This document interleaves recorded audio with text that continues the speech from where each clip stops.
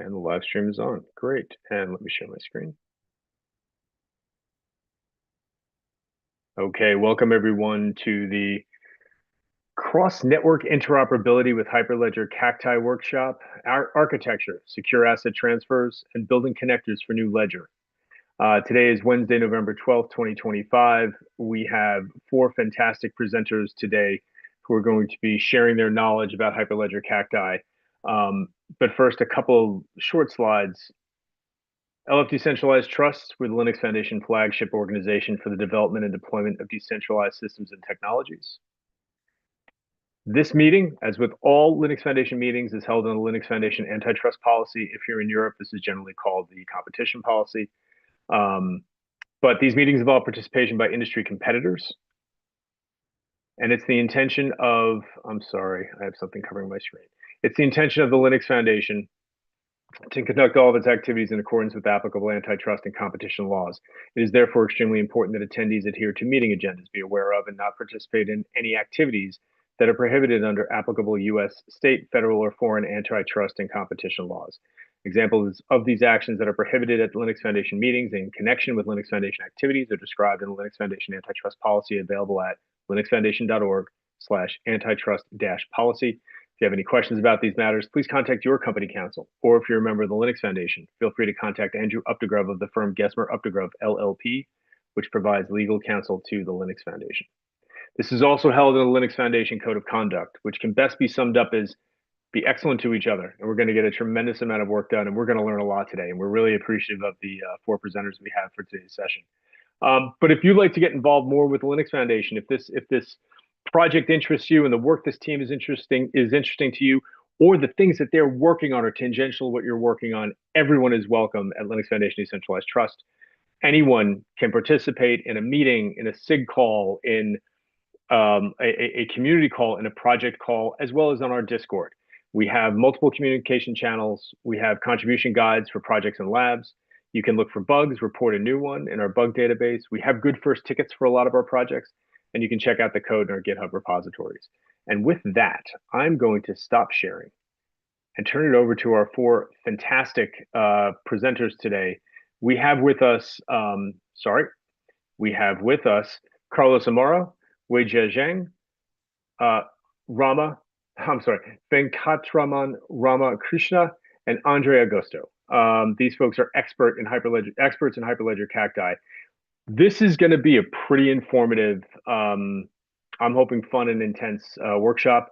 Because of the number of people who are here, it's going to be impossible to give this presentation, to ask folks to do verbal questions. We just won't be able to do it. Please, if you have a question for our presenters, please put it in chat. Please make sure it's topical. In addition, this is being recorded and live streamed to YouTube, so everyone can watch it later on, or if you've got a colleague who wants to check it out, I'm going to put that link in the chat in a moment, along with a number of other links that our fantastic presenters have shared with us today that are relevant to this. All of these links that I'm putting in chat will be in the description of the YouTube video. I just can't get them in there right this second. It'll be in there within an hour or so. And with that, I'm going to turn it over to the team. I'm going to mute, and I'm going to go monitor the chat. And thanks, everyone. Thanks a lot, Sean, for that whole explanation. So, hi, everyone. I'm Carlos, and I will be presenting this workshop focusing on Hyperledger Cacti, which has been organized in the last few months. So let's give a brief resume of the speakers in this workshop.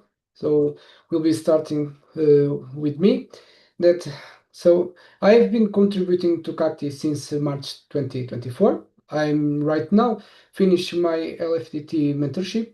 I'm also a PhD student at Technic and in SKD, and I do research in DLT semantics and interoperability. Now, Andre is also a Cacti contributor since 2021, and as of this year is a maintainer to Cacti too. He has done the mentorship with Hyperledger in 2022, and since 2024 he's being a summer mentorship mentor.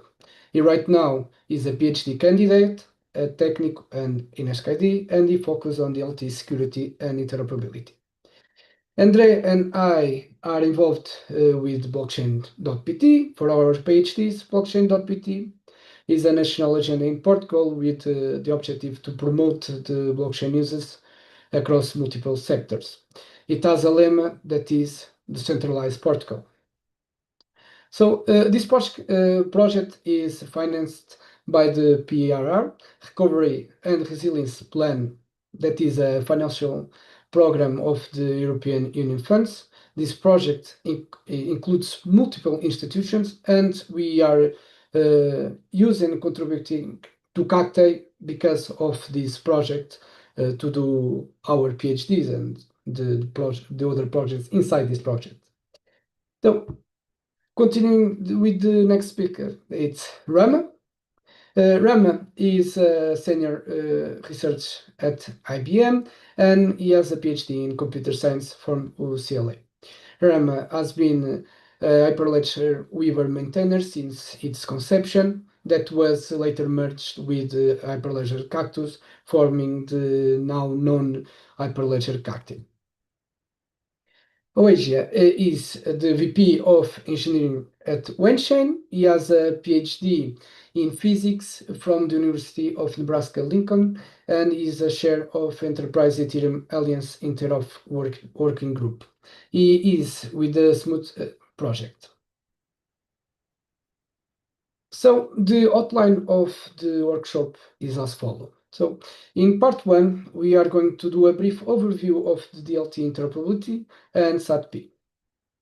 Sorry, with the overview of the DLT interoperability. Then we are going to go through the Weaver Rust-based relays and talk a bit about the Cacti state, and then give a word to Vigia to speak a bit about the Smooth project. In part 2, we are going to understand and learn how to build a plugin and a connector. Then in part 3, we are going to finish with a demo of the SATP-Hermes, speak a little bit about SATP, and following up with the Cacti future roadmap, and of course end with the Q&A. So starting the part 1 of this workshop, I will pass the word to Rama. Thanks, Carlos. Let me share my screen.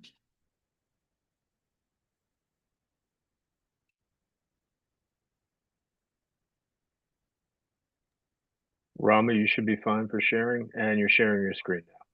All right, let me put in full screen mode. Let me go. Super. We can see a screen that says overview and outline. There you go. Introduction, motivation, and history. All right. You're good? Great. So my part is actually the lesser part of this talk. I think the lion's share of today's presentation is going to come from Carlos. And I also want you guys to listen to Vigia, because he runs a different project under the LFDT, which is related to interoperability. And it'd be interesting for you guys to listen and understand how these different interop projects are related and how they differ. So what I'm going to talk about is I'm going to give an overview of Hyperledger Cacti, its history, how it evolved, and the current status. So many of the things I'm going to talk about have actually been covered in more depth in other talks, and I see Sean has posted posted several links. So if you're interested, and if you have not heard, if you don't know anything about Cacti, you should go and listen to some of the talks. And there are links present in the Cacti repository as well as the Cacti documentation. So I'm going to give a very high-level overview of what the project is all about, what its value proposition is. So Cacti is a general-purpose modular and pluggable interoperability framework. It functions on plugins.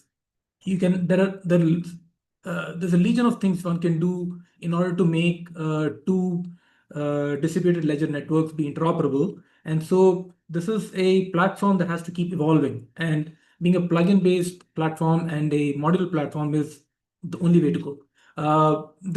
What we're trying to do is to link networks built on heterogeneous DLTs.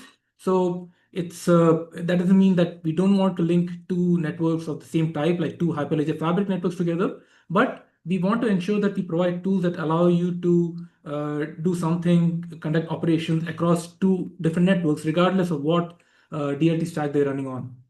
And The vision, as you can see, kind of preview of at the bottom right, I'll come to the diagram later, is kind of building an internet of blockchains, sort of like a network of networks.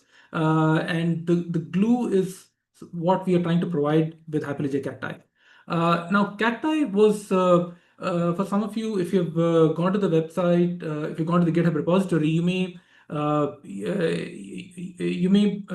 need a bit of some familiarity with exactly what it consists of. So Cacti was actually created as a merger of what were two independent GitHub projects before that. One was called Hyperledger Cactus, which was started in 2020, and another was Hyperledger Weaver Lab, which was open source in 21, though it had actually started a bit earlier as an IBM system. And why were these projects merged? Because one of the things we wanted to ensure that was that interoperability addresses the fragmentation problem in the blockchain ecosystem. And if you end up creating several interoperability systems, the fragmentation problem doesn't solve. So we thought it was important to find common ground between different interop projects and try to build platforms that had a common core, which is also standardized and which could offer a selection of solutions. So you pick and choose. I already mentioned that this is a pluggable and modular framework. What we want to offer is a set of plugins or set of packages that you can stitch together to create an end-to-end pipeline between two different networks, regardless of what tech stacks they're running on. The current state of the systems is such that if you go to the repository, you'll see both the earlier Cactus packages and the Weaver packages are still kind of distinct, but the actual case is that they are in a partial state of integration. We are still at work trying to integrate the two systems, and I'll talk about the vision for that and the integrated architecture. But as of now, what you'll find if you go to the repository or if you browse through the documentation is you'll be able to select various Cactus tools in order to run an end-to-end pipeline, or you'll be able to select various Weaver tools in order to carry out a transaction between two different networks. So just a very high-level overview. I know probably most of you will be familiar with this, but this is just a value proposition of blockchain interoperability in case some of you are new to this topic. So about a decade ago, we started seeing the proliferation of various permission DLTs, permission blockchains, and privately guarded networks that are built on top of these different stacks. Like Hyperledger Fabric is one example. R3 Corda was another. Hyperledger Besu allows you to build private version of Ethereum. Now, if you build these kinds of networks that specialize in particular kinds of assets, they cannot afford to remain in silos. I mean, if you look at the diagram to the right, you can have a logistics network and a payments network and a KYC network, but eventually they will need to communicate information with each other. They need to move assets across their boundaries in order to get any real world work done. And given that these networks are formed on decentralized trust principles, you don't want to then have a build the glue using some kind of a trusted third-party solutions. So we were able to distinguish interoperability between such networks quite easily from traditional interoperability, which is kind of API integration. In the blockchain world, we're not just talking about API integration when you're talking about interoperability. We want to have two networks exchange data and value while preserving the decentralized properties and the trust properties that you have within those respective networks. What does that mean? It means that each network does not have any single spokesperson to talk for themselves or to trade that network's assets. Each network has to work collectively, make its decision on consensus, and therefore the way any two such networks interact cannot rely on any centralized trusted third party. That's kind of the starting point of our investigation into interoperability.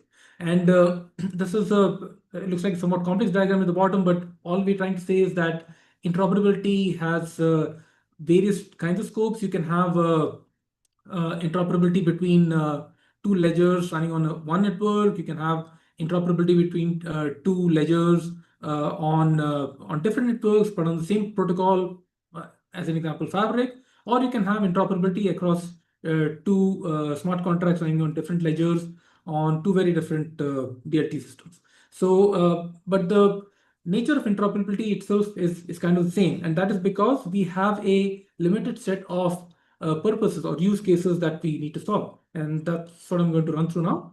One of those use cases we call as data sharing, which means that if you have two networks and each network maintains state, right, and that state keeps getting updated. If it's a blockchain, you're going to have a chain of blocks effectively creating a tamper-resistant chronological log.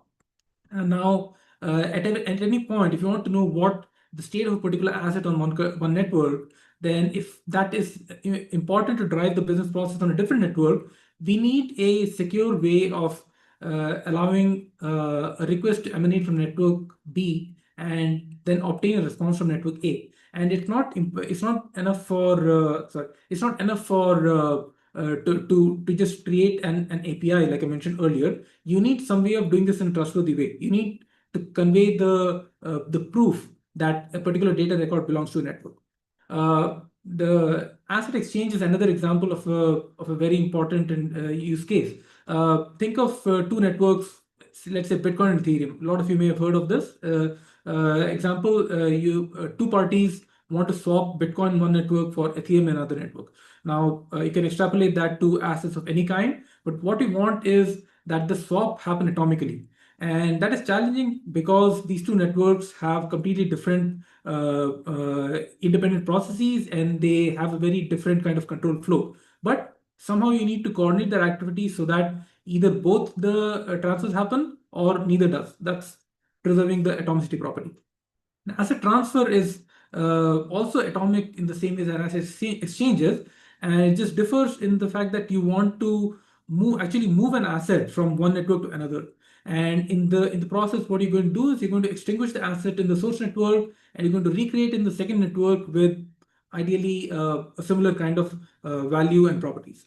All the work we've done the past few years suggests that these three kind of use cases are sort of emblematic and core capabilities for linking various cross-industry networks and workflows. Especially, we have seen a lot of use cases for these in decentralized finance and in CBDCs. Now, I mentioned that in the first slide that we had Cacti join as a merger of two earlier projects. Now, one of the things that prompted us to merge was the fact that both Cactus and Beaver Lab had various shared design principles, and I'm just going to run through them really quickly. So, very broadly speaking, we have two ledgers or two chains, and we're trying to link them through an interoperation system. The system can be architected in a legion of ways, but what we wanted to do was ensure that that system had certain properties. If we wanted to be inclusive and non-intrusive, what that means is that we wanted it to not be biased toward any particular kind of DLT, like not biased towards either Fabric or Ethereum. And we also wanted it to not require any changes to the core DLT stacks. Like we don't want to go back and tell Fabric, look, you guys need to make these changes in order to be interoperable. We wanted to use the systems as they already exist. We wanted to leverage native consensus. So again, using the consensus mechanisms that those networks have already decided is ideal for them, we want to ensure that they are able to transact data and assets with a different network. We want to avoid trusted external intermediaries. That's like fundamental goal, and also avoid shared infrastructure as much as possible. It's not completely possible to eliminate all shared infrastructure, but as you see, we may need some shared infrastructure for identity management, but we wanted to minimize that as much as possible. And as a result, we wanted to keep these networks be independent and self-sovereign and function on their own, evolve on their own, without regard to how the interoperation actually functions. And this also ensures that the ledgers have maintained their own privacy by design. Of course, this is much more important if these ledgers or these networks are private networks. If they are open networks, you have some of these concerns are diminished, but for private networks, they are exacerbated.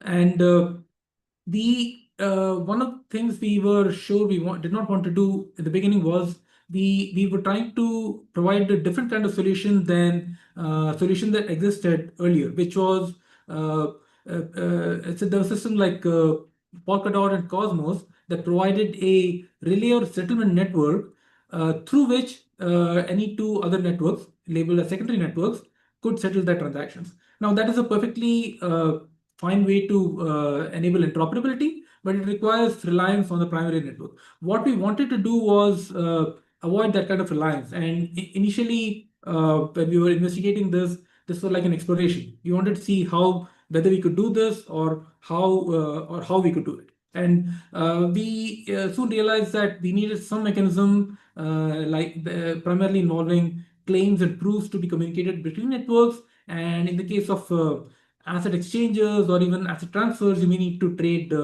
hash and time locks. There's a mechanism called hash time lock contract, which is often used for asset exchanges.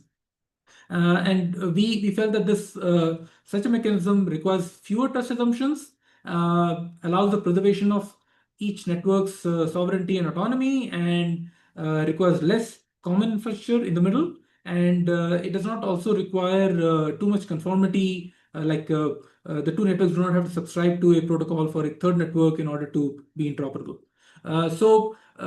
This is we arrived at certain set of building blocks of protocols that could be used for interoperability. And this is part where I'm just going to go in very high level, because some of the links that are in the chat actually explain this in more length. And this is also something that we were investigating in the Weaver part of Cacti.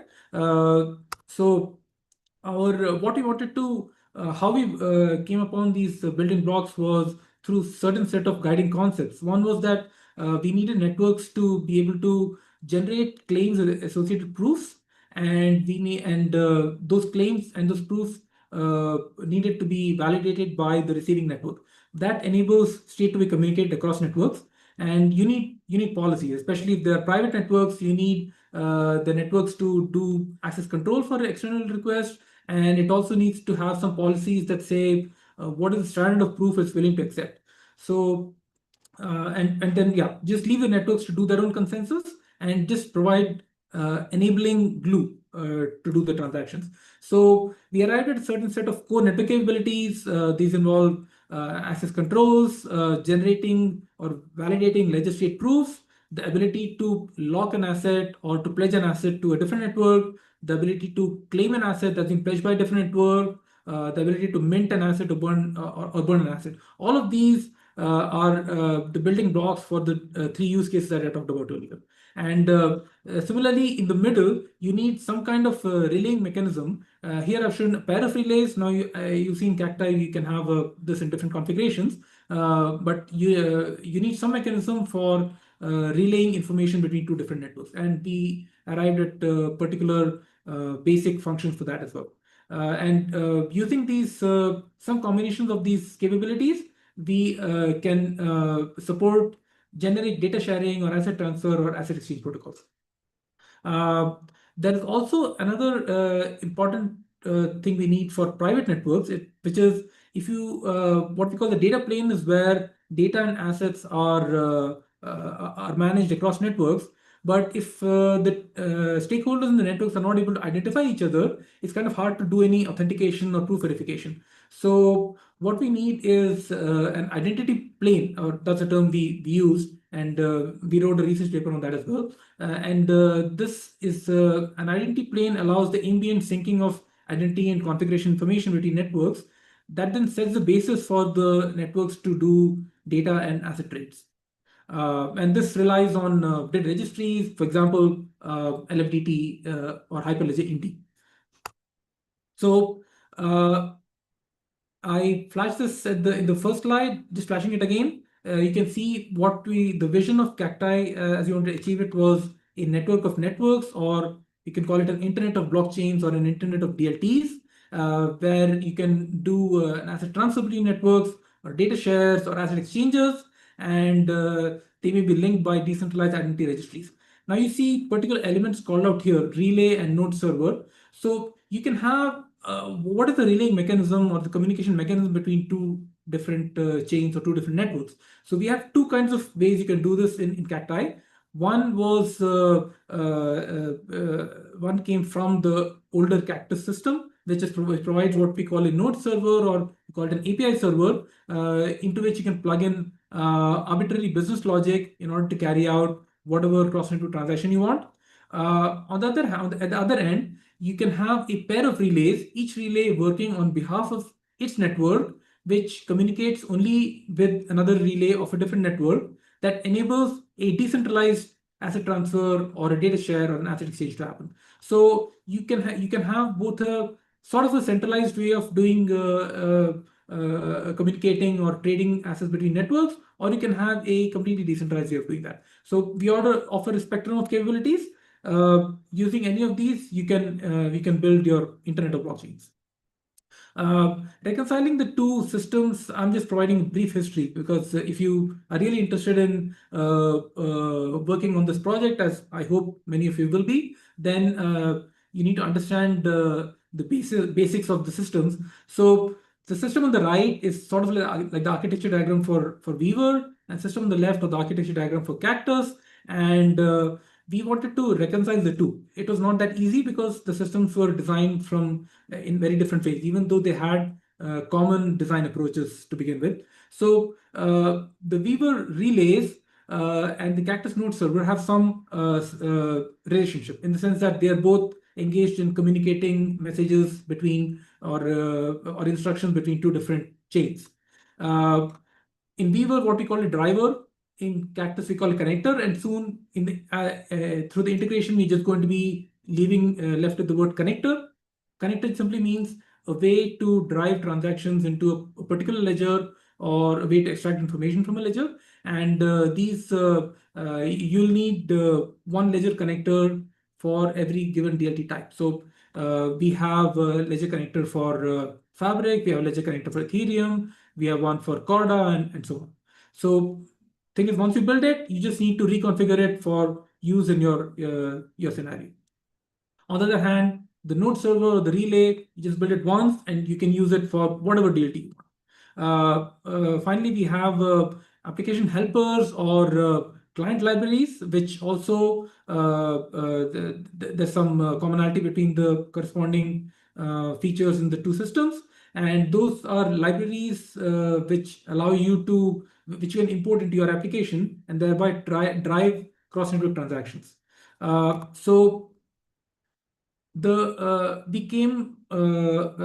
arrived at what looks like somewhat complicated Cacti architecture. I'm not going to go into this in detail. You will find this diagram also in the roadmap.md file within the Cacti repository.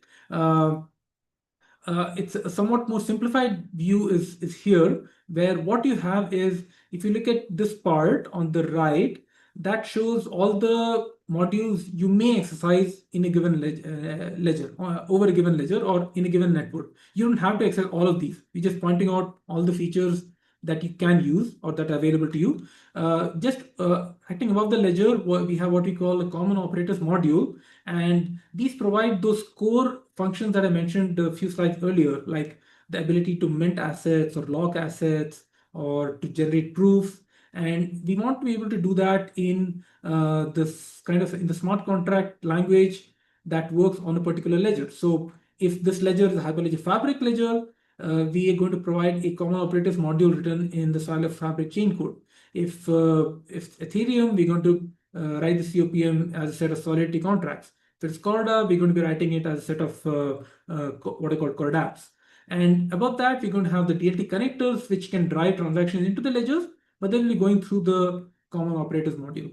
And similarly, an identity manager will also have access to the common operators module in order to be able to register identities on the ledger. Above that, sorry, this is not the looking like a stack, but you should think of the stack as being like the right side at the bottom, and this is somewhere at the top. So you can have either a node API server or a relay, then acting over the connector or between the connector and a different foreign network. So the dotted line you see here is a remote network, and that has again similar features as what I called out here. And it's either the node API server or the relays which enable the communication between the two different networks.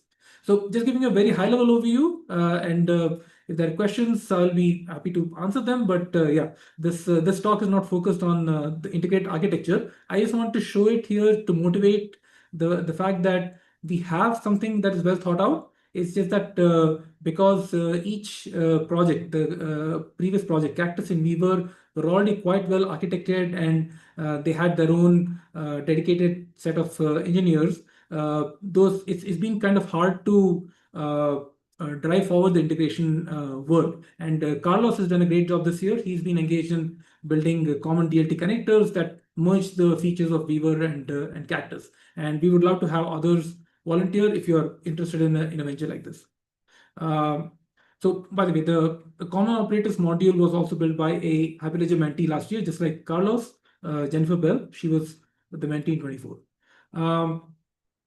So the Cacti cross-network operational modes refer to different ways. I already referred to this in the earlier diagram where I showed the Internet of blockchains. You can have two different ledgers, for example, a fabric ledger and a Bazel ledger, that through which you can carry out a transaction using a pair of relays, or you can carry it out using a common node or API server. So this is something you'll see in the repository as well. I'm just going to talk about Weaver because the Weaver part of Cacti is what I'm very familiar with. Carlos is going to delve into how you build a connector for Cactus. So you'll learn all about Cactus in the next hour or two. But for Weaver, as you can see, we have some or all or a large extent of support for Fabric, Corda, and Bezu. And we have realized the different kinds of protocols, data sharing, asset exchanges, asset transfers, and we also have a feature to do event pops up between two different networks. There are many things in the roadmap. Again, it's all about bandwidth and enthusiasm, and we hope that many of you will be encouraged to will be interested in these and would like to contribute to the project. All right, so I'm going to stop here and hand this off back to Carlos. I'm going to come back later in part 3 to talk about SATP. Thank you. Thank you, Rama. Yeah. So we'll now just give a brief, a bit of info about the project, more about the state it is in. It's just a bit. So basically, Cacti is, of course, an active project. It is being project for the 186 days in the last year. And unfortunately, we have lost some contributors, namely Peter, that was one of the maintainers of Cacti since its conception, and him leaving because of things he cannot control, has taken a toll on this project. Me, Rafael, Andre, and Ram and other maintainers are taking now the work that he was doing. It's not easy, but we are trying. Although we are committed to continuing the maintenance of this project, okay, guys? So we, the current maintainers, all come mostly from the same organizations. There is now INESC-ID and IBM, and that's only two organizations. So to strengthen the project long-term sustainability and diversity, we are looking for additional maintainers from broader communities. So with this, I will pass the word to Alicia from the Snood project. Yeah, thank you, Carlos. Thank you, Rama. Great to be having this presentation with you together. This is Weijia Zhang. Let me share my screen. Yeah,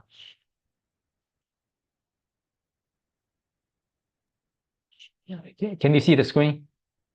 Once we can see your screen now. Smoot, blockchain bridge, and update.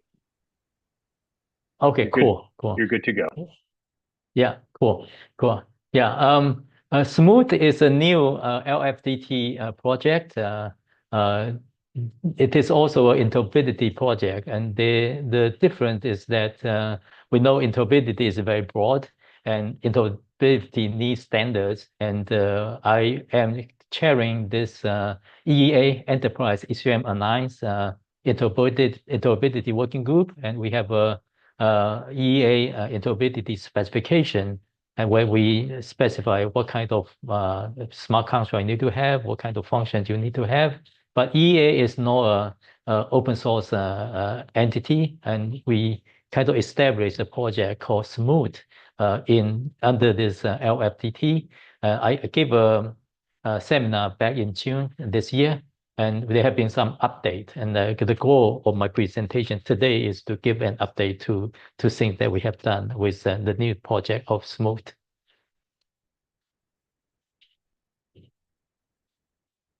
Oh.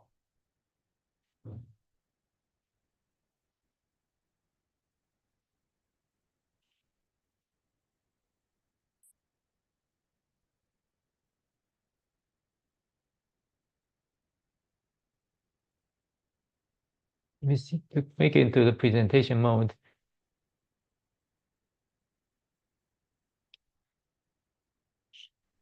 Yeah.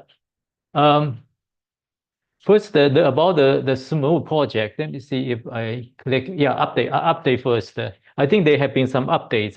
First is that we have this phase one, which is a migration. We want to migrate from the one-chain code to Smooth code. We made this completed. Hundreds of files have been migrated from our repo to a Smooth repo that has been completed. And also, we labeled this phase one as migration completed. And also, for phase two, we have an objective of merging with different kind of or collaborating with different interoperability projects. And it happened that after several discussions, we decided to merge Smooth with project Lab Harmonia, and both teams are kind of working together to merge the code. Now the code base have been merged, so we did that work completely. That's a good work. And also for phase three, we want to have some use cases, and we actually implemented this EIP 3643. This is a permissioned NFT token standard, and which is different from ERC20 because this has the on-chain ID and then permissioned, and also compliance implemented and or specified in this spec. And we have a demo kind of screens for this implementation. And for people who kind of are new to Project Smooth, and let me just mention a little bit. Smooth is an open source project for interoperability, and this is in compliance with the EA specification. And it does several things. First, it connects the different blockchains effectively. And Rama mentioned about the Internet of Blockchains, and we have been working in this domain for quite a long time also. So the goal is to connect different blockchains, because blockchain were designed to be siloed. They don't talk to each other. And so we need to have something similar to the TCP/IP stack to connect blockchain. And then also we facilitate the transfer of assets through different blockchains, and this is asset transfer. And then we also allow data transfer as well. And one more thing that we want to have is the cross-chain function call. This is almost like the remote procedure call. It just across different blockchains, and we are able to specify the specification and standard of the cross-chain function call as well. And then we are in compliance with EAA interoperability specification. And the reason why we chose Smooth as a project name was interesting, because initially we proposed to have an open source project, and we want to name the project as Open Bridge or Cactus or London Bridge. But all these have been kind of rejected because they have been used by someone else. So we chose the name of Smooth, and this is a MIT student's last name, and he was chosen by his fellow students as a measuring stick to measure the length of Harvard Bridge. And that was back in 1958. And so we picked up this good story, and then we used Smooth as a name for the project because it's related to bridge and measurement of bridge length. You can be searching for Smooth and Harvard Bridge or Cambridge, Massachusetts. You're going to find a good story published in the internet. And this is EA's interoperability specification, and this was published back in last year. We are working on version 2, which is make the specification more chain agnostic. So it's just no focus on EVM. It's just can be used for any blockchains. Yeah, and the use cases, I think that is similar to what Rama mentioned. There's first the asset transfer is a key use case, and then there's the data transfer. The data doesn't need to sit on one blockchain. All blockchains, it just can be in one blockchain. When you need to use that data, you just use the core-chain mechanism to transfer the data they need to other blockchains.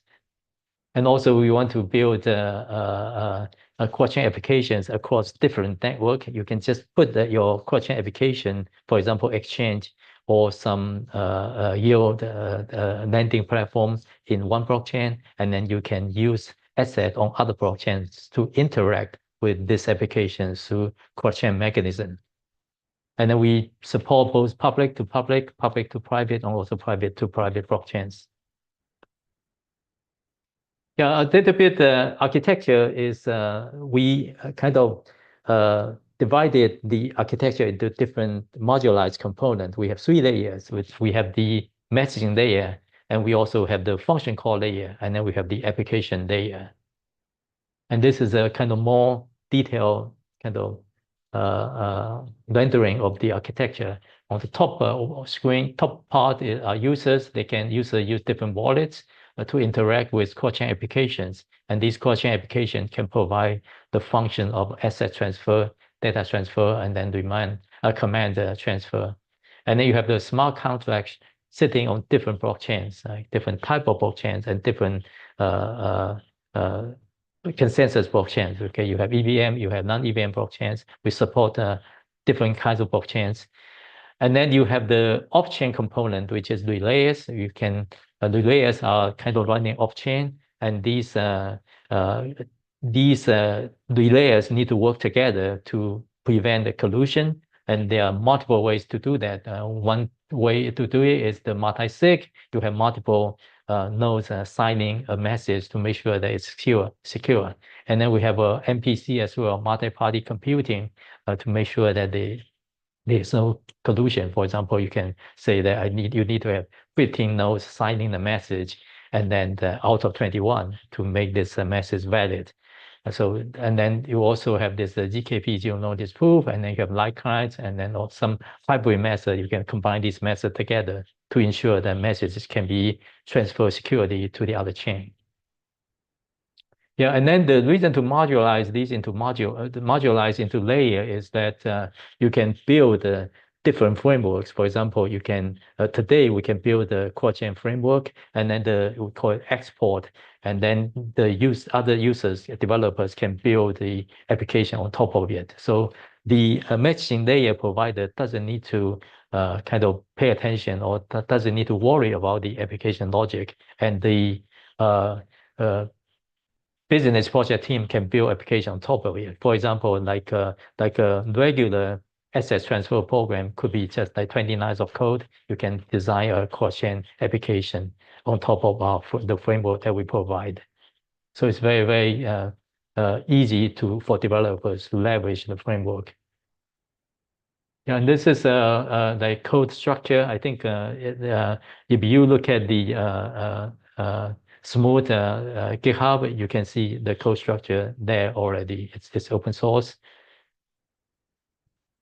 Yeah, and this is some of the 3 phases that initially are objective. I think this objective, the phase 1 has been completed. We migrate the code, and then we make it design the code base to be vendor agnostic, and then we enable modular component addition by contributors.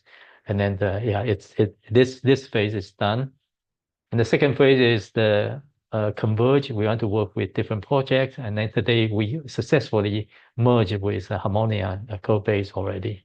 And we are also working with the Cacti team to see if we can leverage some common components.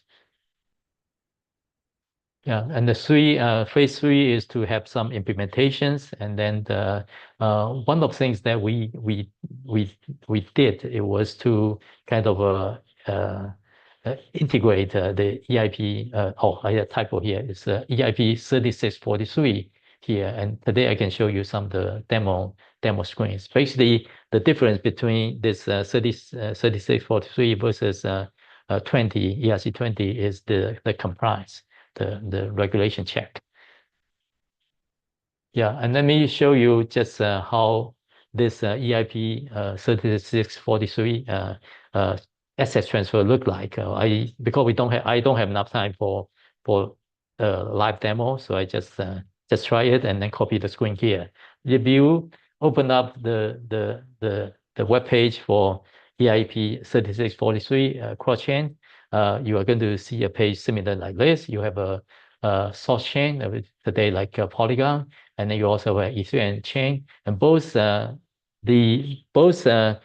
chains have implemented the EIP 3643 framework, and then we created a token that follow that standard is SYMTN, and then we have like initially we have 1,000 of these tokens, and we want to transfer 10 of them to actually transfer 10 or 8 of them to the other chain. So you just connect, just specify these, and then you just go next.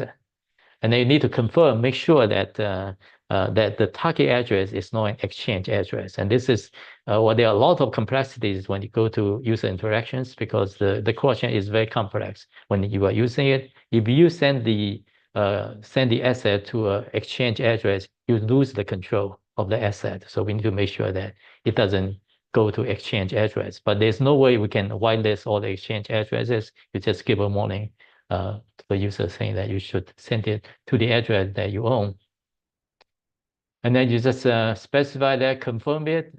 You sign the transaction just one time, and then it will start the bridging process. So basically, the token will be locked and then minted on the other side. Actually, I ended up putting 8 tokens to the other side, and then once the process starts, you can go to the activity and check the history, and you can see that it shows you the status is in progress, and then up to about 5 minutes, you can see that it's a success, and you have the token transfer to the target chain.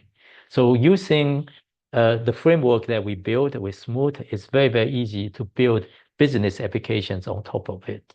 And then once you write the code once, you can deploy to different chains easily.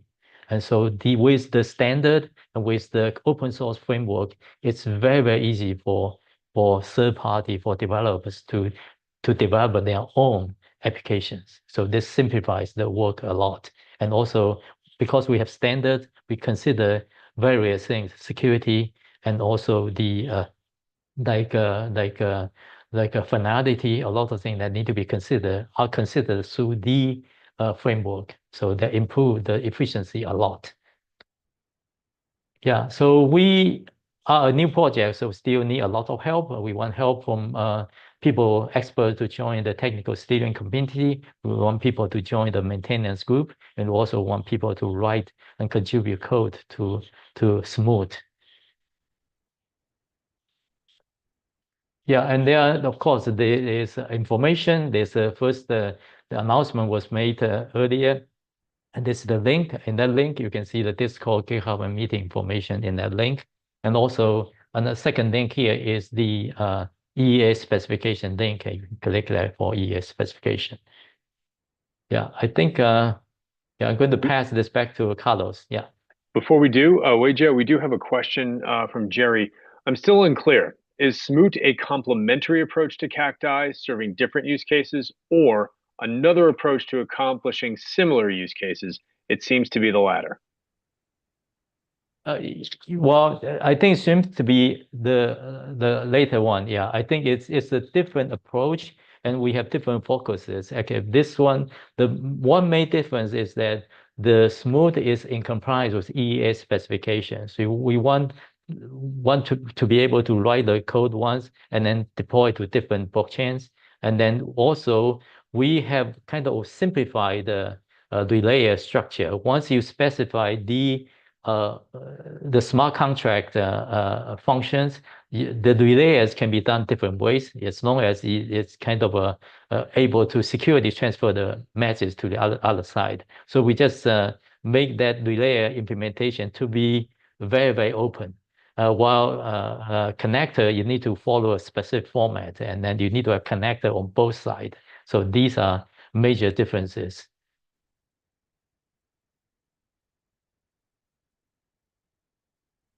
Awesome. Thanks, Weijie. Yeah. And of course, I mentioned that I think I were looking at the connector as well. If there are connectors built on different chains, I think our relayer can leverage that also, because today our relayer need to get the blockchain state and status from RPC server, and then from there we sign the message and do it that way. If you have connector over there, we can simplify some of the RPC servers. That's something I'm looking at that also. Great. Thank you for that answer. Back to you guys. Yeah. Carlos, back to you. Yeah.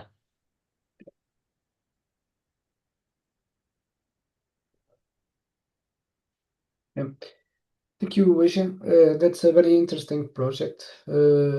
Maybe and probably will be there opportunities in the future to collaborate across our projects. Yeah, I agree with your explanation to the question asked. Yeah, basically, Cacti is a little bit more, because it is not just one tool that do cross-chain transactions and data transfer. No, it has various plugins, and every plugin can do one thing, and we can construct it all to do various different type of things. One being also transferring information across chain and assets.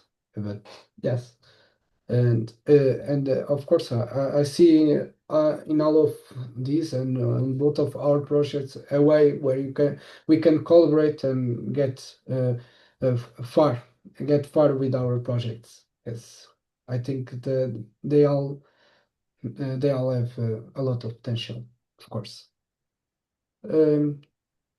So we are at 1 hour mark. So if no one else has any questions, we can do a 10 minutes break. Let's wait a bit, see if anyone has any more questions. If you have a question, please put it in chat. We do not have the ability to handle this many people asking questions verbally. So please, if you've got a question for these presenters on Cacti or Smooth, please put it in chat and we'll get that answered.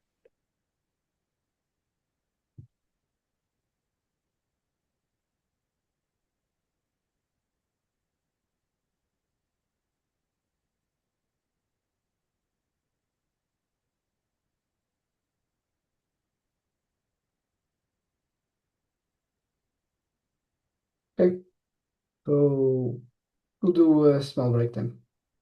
I don't see any question. So we will be back in 7-8 minutes. Yep. Okay, everybody, we're going to keep the live stream and the recording going.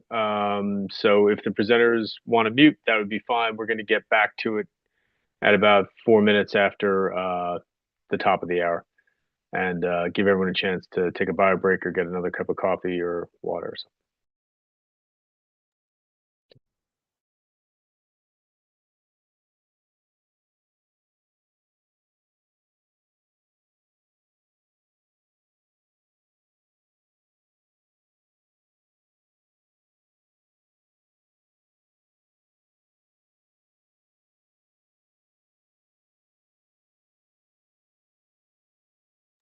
Hey, Carlos, if you want to stop sharing your screen, I'll pull up the a hold graphic.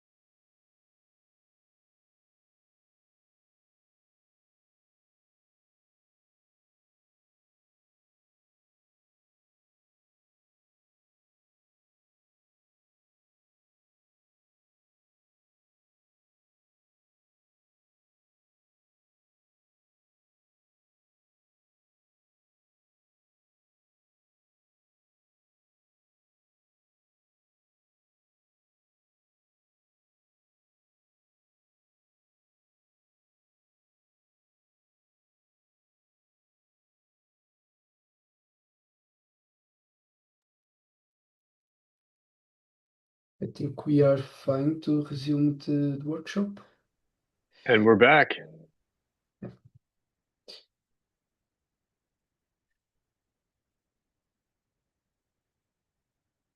So We can see your screen fine, Carlos. You're good to go. thank you. So welcome back again, people. I hope everyone is still here, so we can now start part 2 of the workshop. In this part, we will learn how to build a plugin or how to build a connector. So we will start with the plugin architecture. So most of the things in Cacti are defined as plugins, such that the idea is that you have a core plugin where you can join other plugins that you develop. This enables the coexistence and maintenance of different features and protocols. Currently, we have 48 plugins available and 8 examples. This is a huge amount of plugins available. Cacti right now is really a massive project. I choose here some of the core plugins, like the Cactus API server, that is the backbone, and connects plugins. It directs the calls for the API layer to the corresponding plugins connected to it. Also, we have the Cactus common. Here is where most of the code, the common code lives, like util codes, okay, like the loggers, cryptographic libraries, hashing, creation of keys, etc. And then we have the Cactus core that has the consortium plugins, authorization, and the plugin registry where we can register different plugin reference. Also, another examples that is that we have a plugin that allows you to interact with the hash time locked contracts for a specific contract that is deployed. In this case, you have in this case Bezo, and basically you have a set of interface or APIs that you can use to interact with that contract, such as deploy, lock, etc. Also, we have here the example is a simple keychain that stores key value pairs to store cryptographic keys in a dev environment. Actually, this plugin it should not be used in production. We have another keychain that can be. There's also the test tooling that we can use that we use a lot in our testing. Is part of our testing framework. It has test ledgers, database, containerization, etc. This allows, for example, to create a whole fabric network setup programmatically. Then we have a lot of ledger connectors, like we can see here, like the Hyperledger Fabric connector, which is one of the most extensive ones.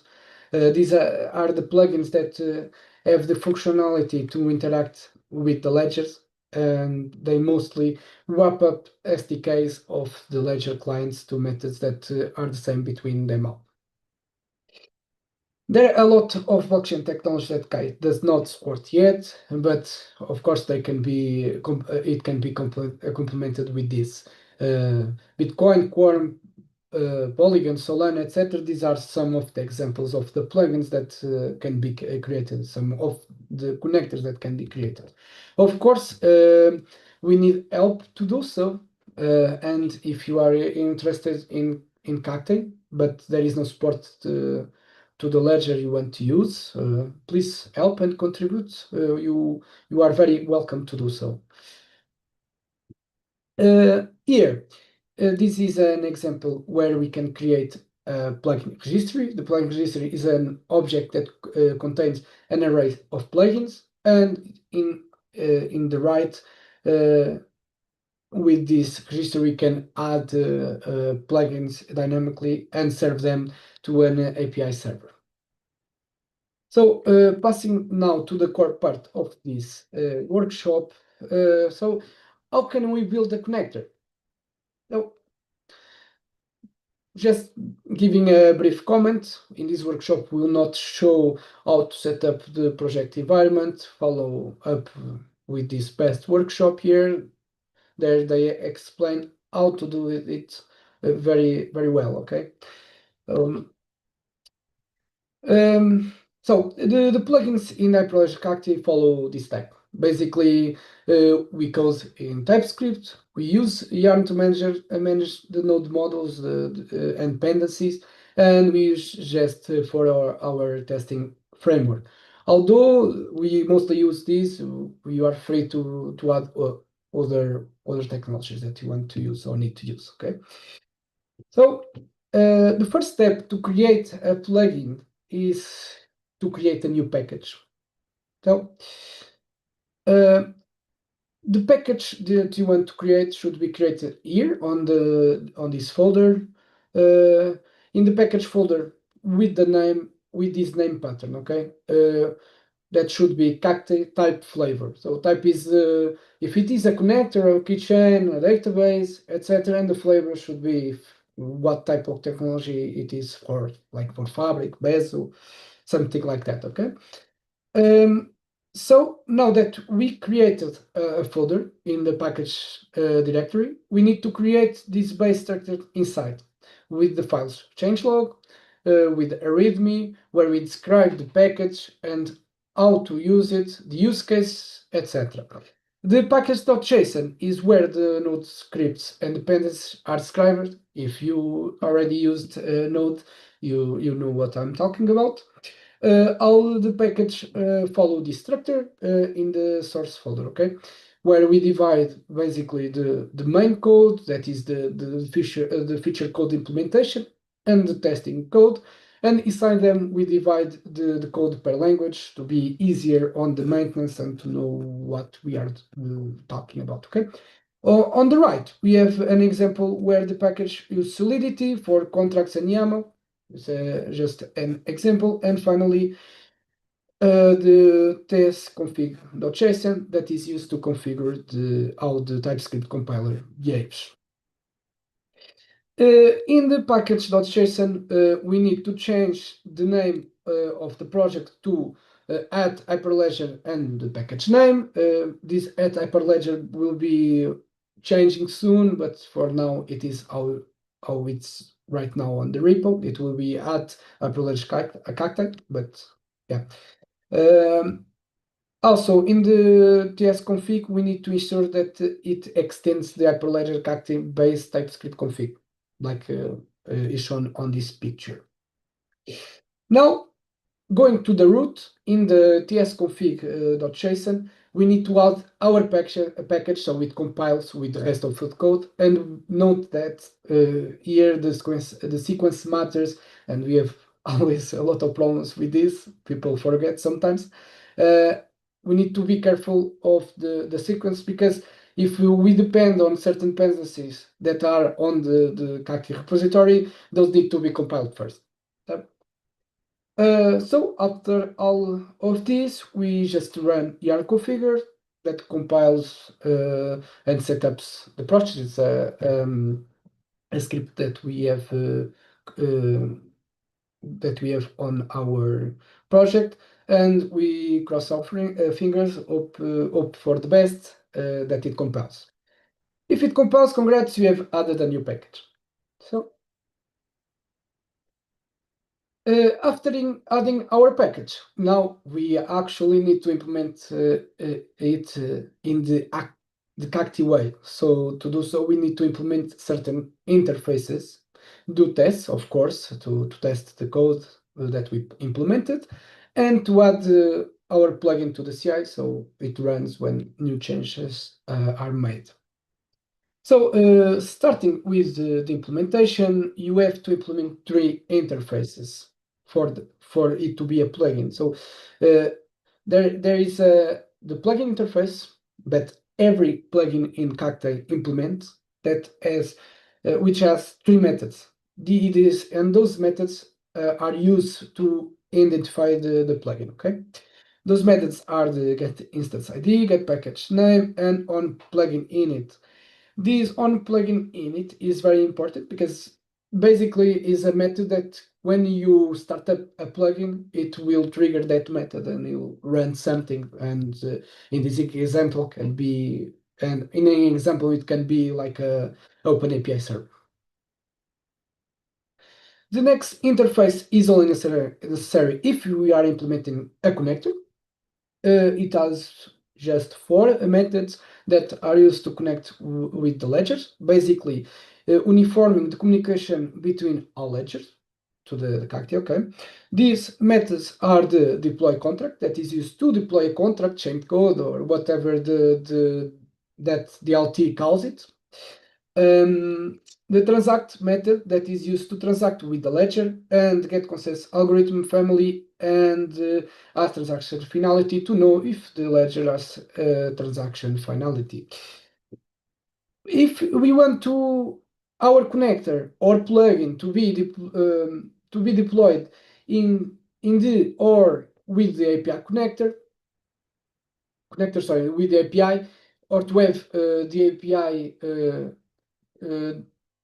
Cacti definition, we need to implement this interface, the iPlugin web service.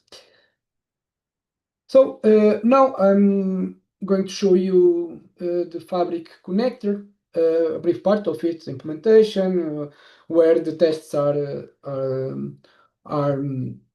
and where is the CI and how to do it. Okay, just a brief hands-on. Okay, let me change to VS Code. Can you see my VS Code? We can see it. If it's possible to maybe increase the, you know what, I think if I can read it, my eyesight's not great. If I can read it, yep, even better. That's fantastic. Okay. Thank you, Carlos. It's big and sometimes I get this. Okay, no problem. So basically, this is the Fabric connector. It is following that structure that I shown before. Basically, we have it is located in the package by the name of Cactus plugin ledger connector Fabric. We can see here this is a great example because it implements almost everything that Cacti have to offer. Okay, it implements the iPlugin ledger connector. Basically, sorry, before we need to see the iCactus plugin. That is the first thing that every plugin implements. Basically, you can see the methods that I scrubbed before. It implements the iPlugin ledger connector interface, so it is a connector. Basically, you give the inputs for the methods and the output of them, so for the deploy and the transact. Now we have the implementation for the deployment of the contract. Basically, this connector is different from some of the other implementation that we already have on Cacti, because this connector not only uses the SDK that Fabric provides, but it is an CLI. The SDK, in this case, the SDK does not support deploy contract, and we wanted to offer that functionality to you on Fabric connector. So we used the CLI that is given by or in this case was given by the Fabric. I will explain that later to do that functionality. Also, wait, I have this in my front, sorry. Okay, I will show the transact method. That is one of the most important on the connector. I can find it. Okay, you can see is the implementation of the transact. It basically uses the SDK of Fabric. It's a little bit big. Fabric is a little bit complicated. The people use it every day knows how, and yeah, basically we can do everything we want by the transaction. Almost everything is supported for right now. We can set the endorsers and etc. So going now for the test, the Fabric connector also is one of the well-tested connectors that we have. They have a truly test cases. Okay, basically to do the testing, the framework that we use is Jest. We just use Jest. Okay.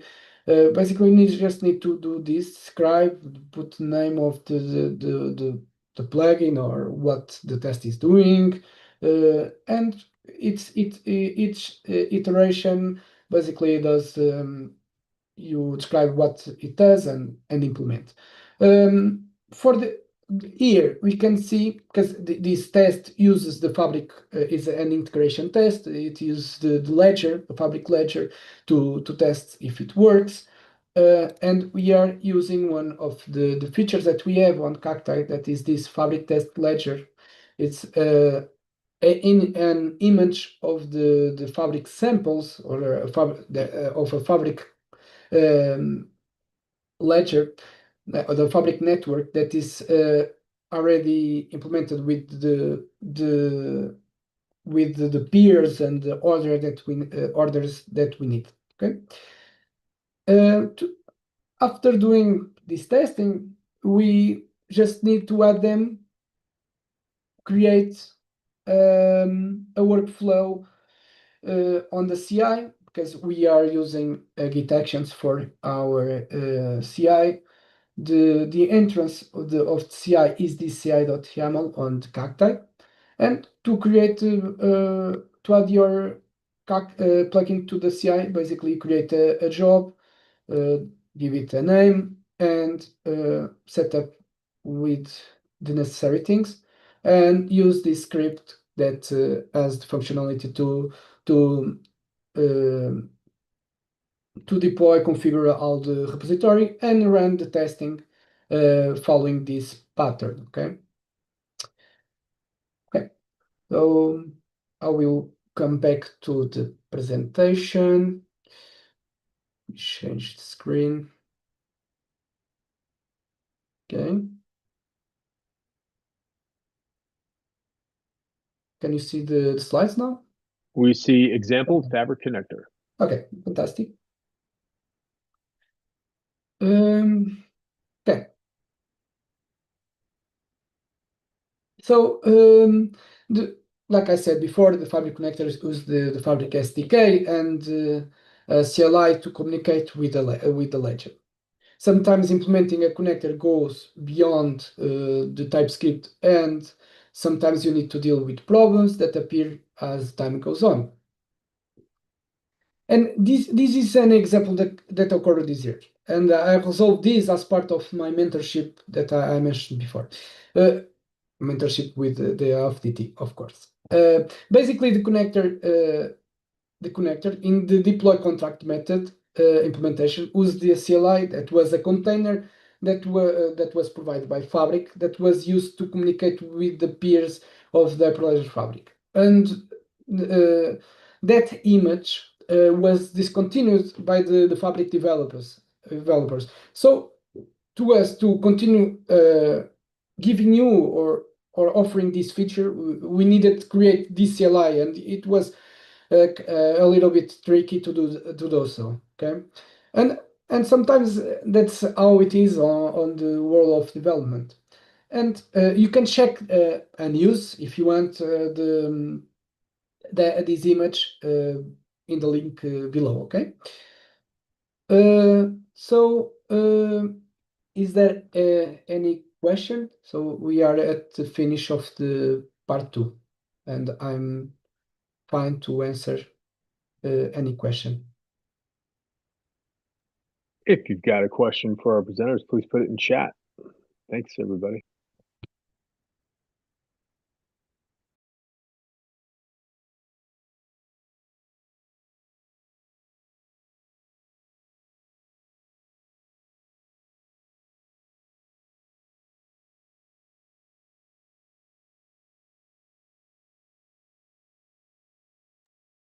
And for everybody joining us today, if one of the presenters is presenting and you have a question, feel free to ask it in chat. We have other presenters who are watching the chat, but also when we take breaks, we can go back to previous questions. Carlos, back to you. Yeah, this part was a little bit smaller than we thought before, so I don't think we need to do a break here. We can continue because the part 3 can go for some time, and we want to respect the slots. Okay, so if the other presenters are okay with this, we can follow with the part 3. Yeah, fantastic. So now we pass to the part 3, where we are going to do a brief overview of SATP and demonstrate the demo. Okay. Now I will pass the word again to Rama to talk a little bit about the SATP. Yeah. Thank you. Thanks, Carlos.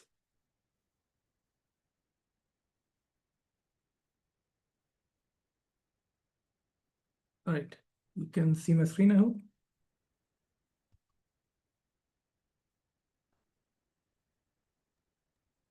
IETF Secure Asset Transfer Protocol. You're looking good, Rama. Perfect. Thanks, Ram. Okay, so I think all of you are developers. If you have done any kind of client-server programming, you have relied on either knowingly or unknowingly, you've relied on what are called RFCs. RFCs stand for request for comments. They are specifications that have produced the building blocks for the internet as we know it, and they started getting written back in the 70s.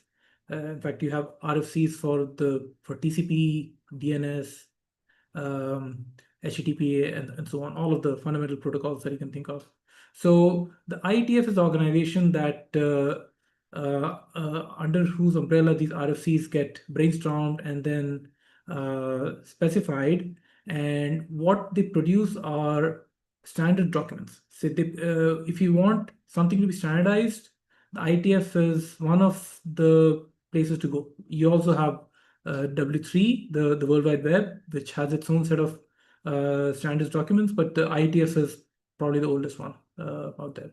So what we've been trying to do, and as I mentioned in the first part of my presentation, we want to build tools that give you a lot of flexibility, but we want to have them behave, especially the core parts, to behave in a somewhat standardized manner. Why? Because if they don't behave in a standardized manner, that interoperability just gets hard. And fundamentally, interoperability is, and Beji laid great emphasis on this. And he's also been involved in these efforts quite a lot. The standardization is crucial to enabling interoperability between heterogeneous systems, which is what we are seeking here. So under the IETF, different groups can get formed in order to brainstorm a particular kind of area.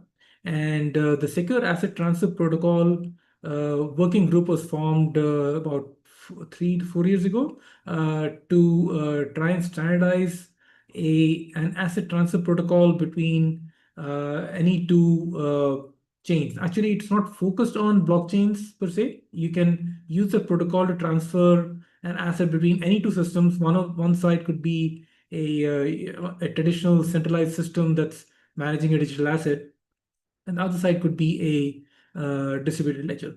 But the protocol itself allows an asset to be transferred between two distributed ledger systems, and therefore it provides a crucial building block for interoperability.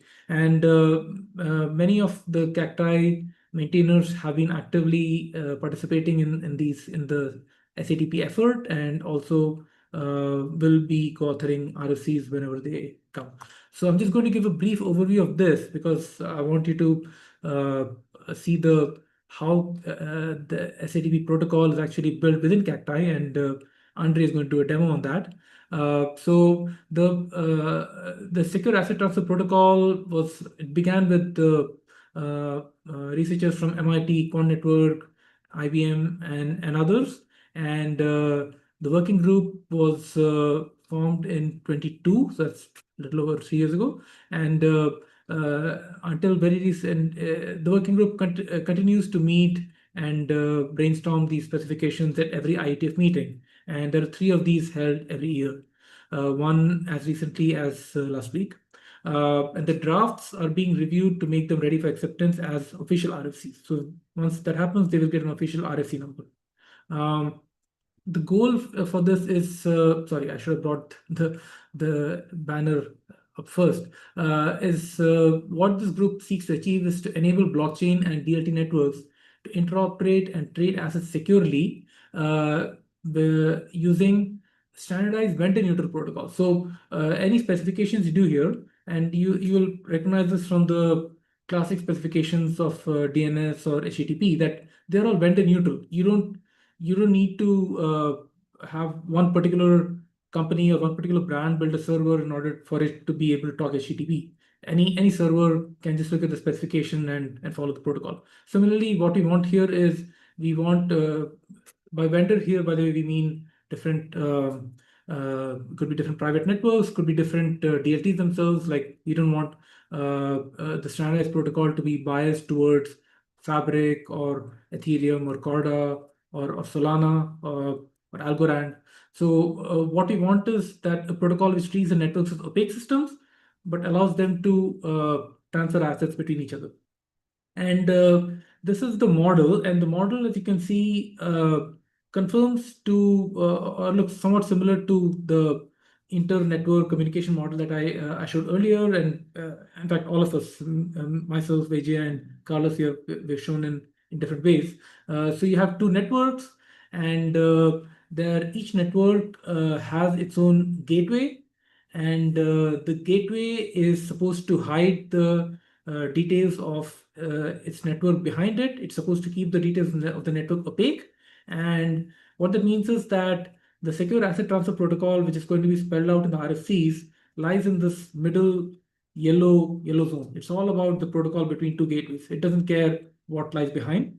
But the result of this is going to be, or in the real world, what if you're going to be implementing this, you're going to be trying and sending an asset from this network all the way to this network, which means that when an asset transfer is successfully orchestrated by these 2 gateways, the original asset disappears from here and gets recreated here with hopefully similar semantics.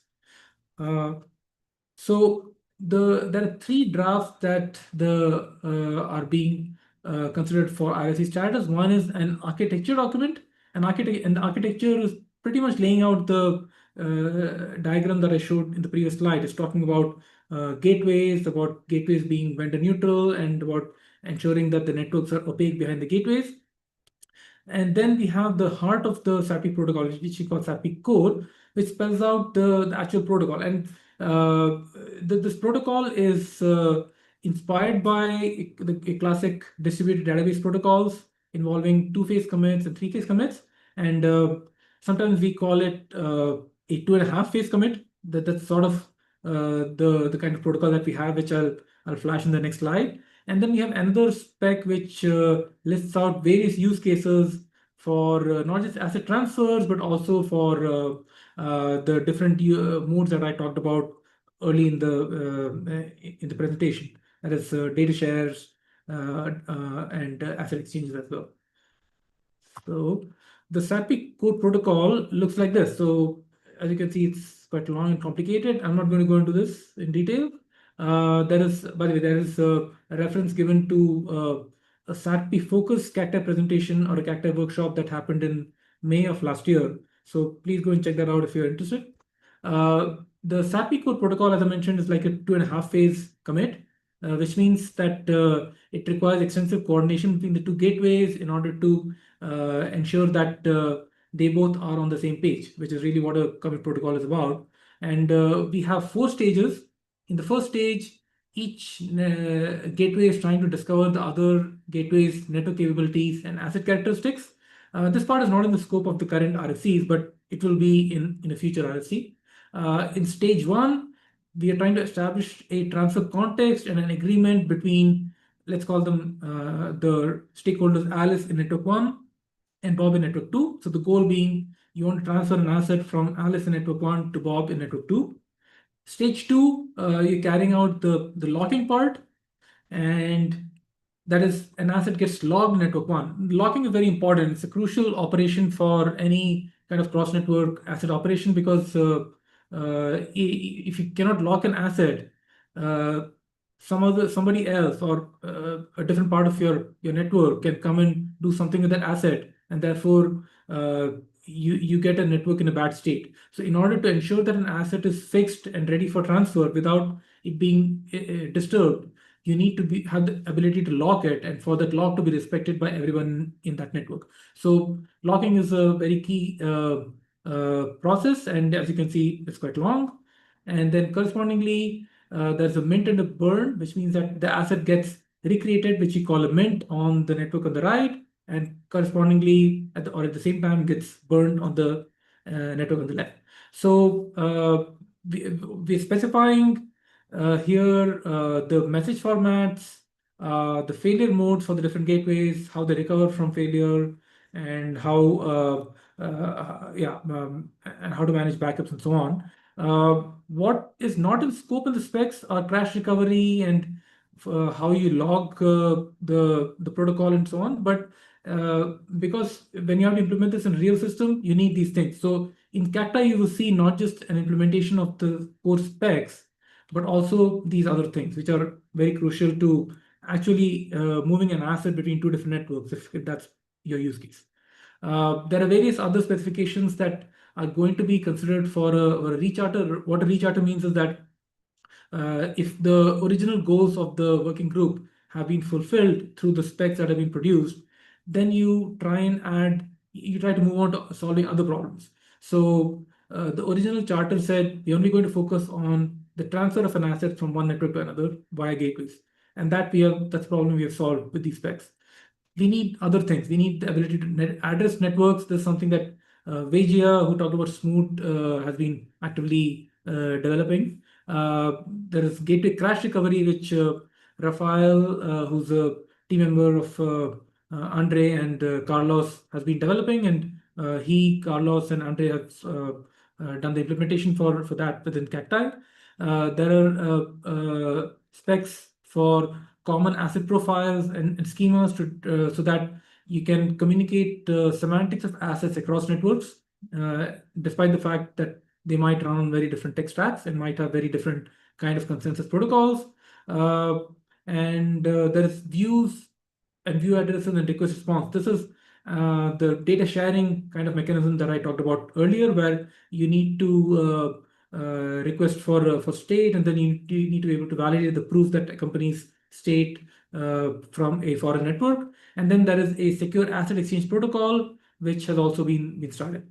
In Hyperledger Cacti, so as I mentioned, Cacti is really at this point, even though there's a partial integration, it's really an aggregation of two systems. There's the older Cactus system, which you can consider as Cacti, and there's Weaver. They are both, with either of those, you can actually run a full end-to-end scenario with the Cactus connectors and so on. You saw how Carlos demonstrated how you could do that. So I'll just show how you can do how SATP was implemented using Weaver relays, and I just mentioned that, and then I'm going to hand it off to Andre to talk about the SATP-Hermes bridge, which is a very mature SATP implementation within Cacti. So in Weaver relays, as I mentioned, each network, as I mentioned earlier, each network has its own relay. So if you look at the SATP architecture, it has a gateway that belongs to each network, or which fronts each network. So it's a natural correspondence between a relay and a SATP gateway. So what we have done is we have implemented, this was done through a Menti back in 2023. We have implemented the gateway specification within a Weaver relay so that you can move an asset between two networks. I'm just showing an example of Fabric because that is the use case that was demonstrated in last year's SATP workshop. so using relays, you can which talk to each other using the SATP-core protocol, you can affect an asset transfer. This implementation is not completely fulfilled. So if people are interested, and if you're also interested in standardization and helping to contribute to that, feel free to reach out on the Discord channels or look at GitHub, and I would love to get a more full-fledged version of this inter-relay SATP protocol implementation. Using the Cactus node server or the API servers, there is a more mature implementation of SATP. It's called SATP-Hermes, Hermes bridge, and that's something that Carlos, Andre, and Rafael have been working on for I think at least 2 or maybe 3 years now. So I'm going to hand it off now to Andre. No, that's me. First me. Oh, sorry, Carlos. Okay. Yeah, thank you, Rama. Yeah, basically, yeah, we're gonna pass. I'm gonna give a brief overview of the SATP-Hermes that was being the main feature being developed in Cacti this year, and I will this will be shown in a demo. This bridge, the SATP-Hermes bridge, is located here by the name of Cactus plugin SATP-Hermes, and it is just not.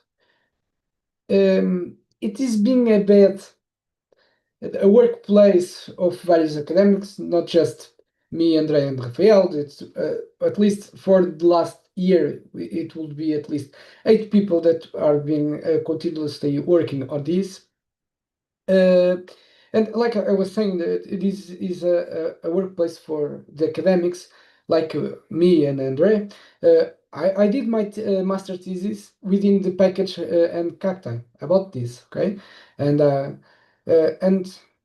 yeah, the current version for the SATP-Hermes right now is the 0.0.3 beta that was pre-released a month ago. Yep. The SATP-Hermes bridge is an implementation of the SATP protocol that Rama described before. That builds on several Hyperledger Cacti components, including the ledger connectors, the Bungee plugin, and other related interoperability package to enable secure and standardized cross-chain interactions. Architecturally, it adopts an API gateway pattern, providing a unified abstraction layer of heterogeneous distributed ledgers. A major innovation of this bridge plugin is its ontology-driven model. Rather than relying on hard-coded token definitions like RC20s, etc., it uses ontology to dynamically interpret and execute asset transfers. This makes it straightforward to support non-standard and domain-specific or custom tokens types to be used without modifying the core logic. In addition to the bridge, this package also integrates an oracle for data reading and transferring. Yeah. One of the use cases of the SATP-Hermes is to, per example, exchanging goods for money, USDC, or other central bank centralizing currencies. Namely, in this example, it can be a CBC ledger based in Hyperledger Fabric, maintained by the consortium of central banks and financial institutions that manage that CDBC in this ledger. And then we have in the other part other ledgers that can be retail business that serve clients through the exposure of some services. So the clients to access those services, clients of course need to pay for them, and to pay the clients to pay, they need access to the core CDBC ledger, and a user needs to be able to transfer from one ledger to another. So we actually have an executable ready to run in the Cacti repository named the CBC bridging that uses this two SATP-Hermes gateways and performs the asset transfer between two peers and between two different heterogeneous ledgers, Bez and Hyperledger Fabric. It has this pretty UI. So if you are interested, please try it for yourself. So now we should go through the demo, and I will give now the word to André. All right. Thank you, Carlos. Let me just know if you can see this. Yes, it is Cacti Demos SATP Gateway. Exactly. Okay. So actually today we're kind of inaugurating one of the new repositories under Hyperledger Cacti. So it's like a side-to-side repository to the main repository of Hyperledger Cacti, and this one has basically demos, right? We already have a folder for like the examples within the code base of Hyperledger Cacti. But it has the issue that it is within the repository, right? So it's sometimes difficult to understand how people can access the features of Cacti without being in the core repository, without having to set up the whole project, which is enormous. So this will simplify a little bit the adoption of the technologies and the applications built in Cacti for people outside. Right, so basically today I'll be talking about the SATP gateway, right? So we've already been talking about SATP for a while with Rama and Carlos. So I will just give you a brief overview of what this is and what we can do with this let's say product. It's almost like a product, and how you can leverage this to build your own cross-chain applications on top of what we already have. Right, so the idea today is, first of all, to overview just these interoperability gateways. What are the different features that are available and you can leverage? How this can be used, right, in practice. I'll demonstrate this in practice so that you can understand this a little bit better. And then basically this is using two different examples. So Rama already told you about the different interoperability modes and what we can do cross-chain wise. And we'll have here an asset transfer and a data transfer examples. We don't have an asset exchange, but actually there are a lot of packages in the project that can do that for you. So the idea of the SATP gateway. So we packaged all of these two functionalities within the same component that we call it gateway. It's just our interoperability mechanism, right? And it supports the secure asset transfer protocol by implementing that SATP-Hermes bridge that Carlos just talked about. And then we have like a family of functionalities that we enclose in this, what we call the Oracle, right? So it's just basically a middleware to write and read data into multiple blockchains, and we can automate a little bit some processes, which is actually interesting. So just to shed some light on what kind of use cases can be solved using this gateway. So the first one is simply asset transfer. So the gateway can function as the SATP gateway. It connects to other gateways that are connected to other blockchains, and we can trigger these cross-chain asset transfers. We can have this gateway as just a middleware for accessing blockchains, right? So we want to make some kind of transaction to blockchain X, and the gateway has the configurations to reach that blockchain. So the application, the client application, doesn't need to care about what exactly is the stack, the technological stack to access that blockchain and all those technical aspects that probably the applications can just abstract from that. And finally, we have the data transfers. So we can read and write data from multiple blockchains to multiple blockchains if possible, or if the use case requires, in an orchestrated manner. So for example, if we have a certain event emitted on one blockchain, a piece of the data that it's being written there is moved and is written on another blockchain as well. Right? So when we go to the data transfers, we're kind of abstracting a little bit what the data is. It doesn't really matter. We just want to send bytes between different networks. So yeah, we have the actual package here, the link. This will then be available. But Carlos already told you about that. So the specification of the API is also available. It's within the repository, of course. So if you want, you can use the Swagger editor, which is really interesting, to just put there the Open API spec, and you can see the entire all the endpoints that are available. So this is a small screenshot of what you'll see there.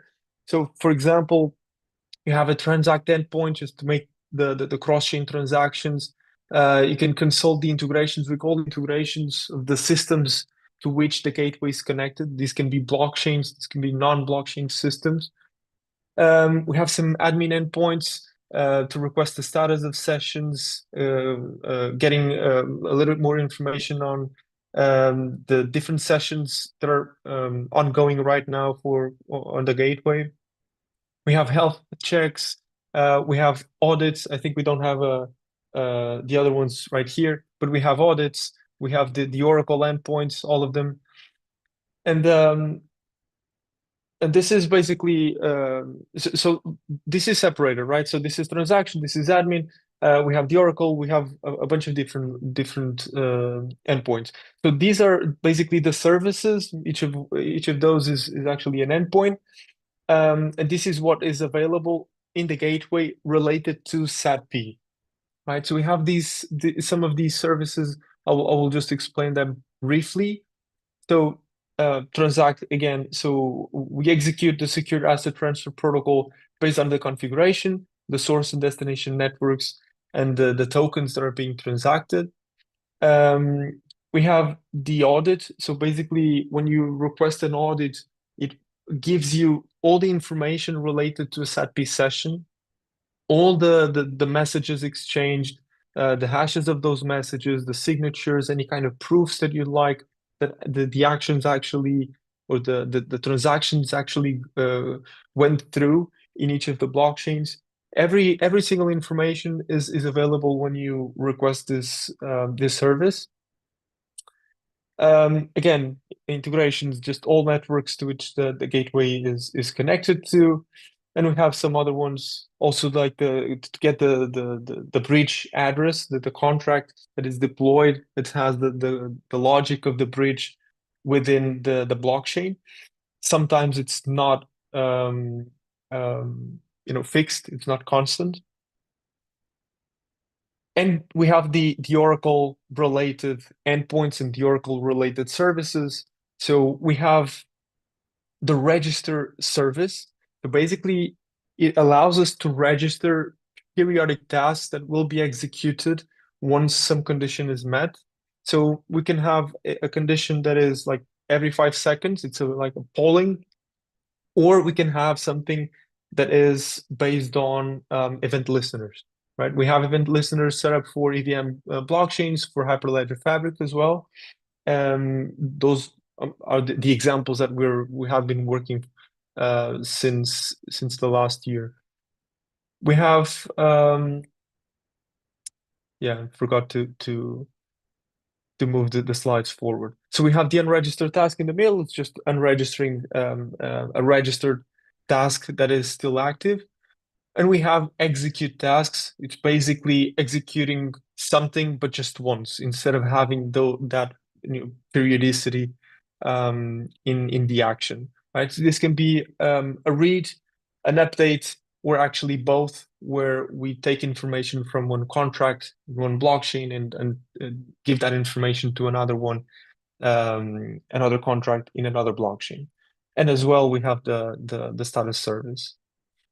Right. So how do we set up this, like this gateway, right? So what exactly is the configuration that the gateway needs to have in order to reach the different blockchains, in order to sign messages, in order to find other gateways to run the secure asset transfer protocol, and so on and so forth.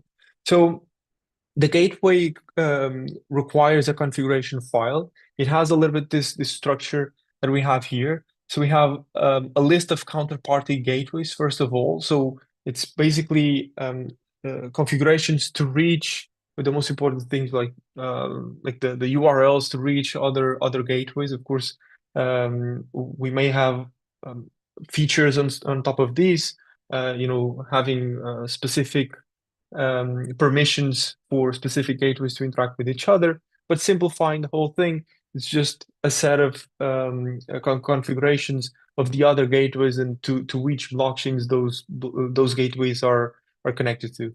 This is static for now, but we already have a new plugin being developed where we have this being done in runtime. So we can add counterparty gateways and add this gateway discovery service in runtime.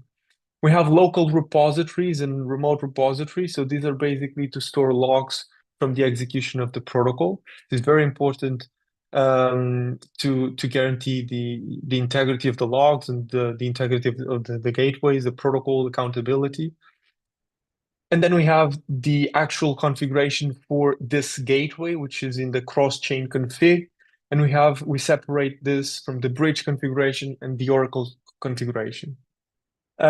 Each of these contain then the connection to the specific blockchains where to which the gateway is connected, right? So we would have, for example, some kind of EVM blockchain here, Fabric, another blockchain, another blockchain, another blockchain, and as many blockchains as the operator of the gateway would like. And yeah, basically this is it. We have also what we call ontologies. This is basically a mapping of the contracts that are on the blockchain that the client application may already have. And we make like a mapping between the logic of that contract and the logic that the protocol, in this case, the secure asset transfer protocol, is expecting. And we have this mapping in terms of ontologies. If you want a little bit more information on this, I'll be happy to answer that. So actually filling the gaps now, it would look something like this.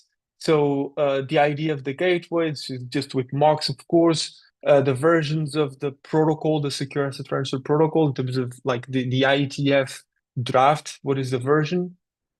We have the address of the gateway, the ports where it is listening. In this case, it doesn't have any counterparty gateways, just empty. And then we have an example of a network configuration. So this gateway, or the gateway that would be started with this configuration, would be connected to an Ethereum network that has a certain ID, and it has a certain some credentials to make transactions in that blockchain, right? And we have some more information to make transactions. The RPC URL. This is the most important thing, because without this we cannot access any blockchain node, right? So you can actually have like Alchemy or some kind of node provider here to reach a specific blockchain. Okay. Right. So we already talked a little bit about SATP, and I'll just skip this a lot.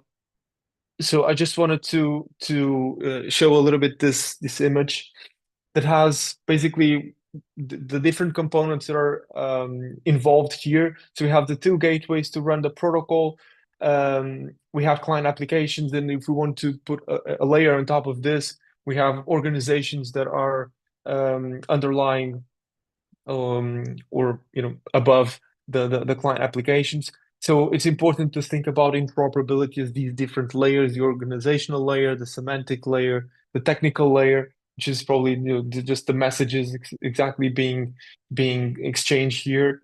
And we don't actually have yet work on the legal layer, but it's for future work, I would say, to focus on that layer. I'll just skip the sequence diagram. We already seen this. I'll just briefly mention the existence of this crash recovery protocol, which makes sure that if a gateway goes down, then we have either a backup or that specific gateway can come back again and resume the execution of the different sessions that were ongoing. We have this implemented in the protocol. It's currently deactivated just because of simplicity. And we have been refactoring a little bit the code. But the idea is to have all of this working, and we have the full specification implemented to guarantee all the properties and make sure that the gateway is crash resilient, at least. All right, so going to like a specific implementation. So what are the building blocks that we need to make sure that this can be run, right? What do we need to run this? So of course, we need something that calls the gateways, the client application. We need the gateways per se. So they run the protocol, they have the entire logic. And then on each network, we need a bridge contract, and the gateways always talk to the bridge contracts, and these in turn talk to the token contracts, right? This is nothing new. This is how a bridge works in every aspect out there. So it has all of these components, right? So the idea or the set of questions that SATP can answer or requests are basically, what if we have some client that has some assets and they want to transfer those assets to another network. So I have 100 USDC on Ethereum and I want to transfer that to Polygon or to whatever. So the first step is that the client needs to authorize this contract, because it's the only connection there is, to spend the funds of the user before actually triggering anything, right? This is, again, a standard practice in the industry. We have usually the approval function in an ERC20 or ERC 722/21 that allows us to approve someone to spend something, some kind of asset on our behalf. The second step, of course, is that we know that the bridge contract is able to reach the token contract and has the permissions to mint new assets or to unlock new assets in some kind of liquidity pool, right? Now, I didn't actually talk a little bit about the different modes of interoperability. Sometimes we have lock mint bridges, lock and lock, burn mint. So the protocol assumes we have a burn mint model. However, it can be simplified, and we can implement those burns and mints as different instructions in the contract, right? So this is the first case, right? So I have here the probably I'll have to change this.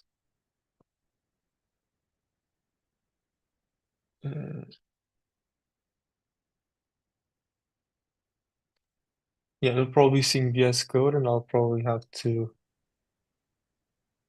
increase this a little bit. Is this good enough, or should I put it a little bit bigger? I can read it. I think most of the attendees can read it as well. We're also recording this. If you want to go back and you can zoom in. Go for it, Andre. I think we're good. Okay, that's perfect. All right, so the first one is, so we have it here, Gateway SATP case 1.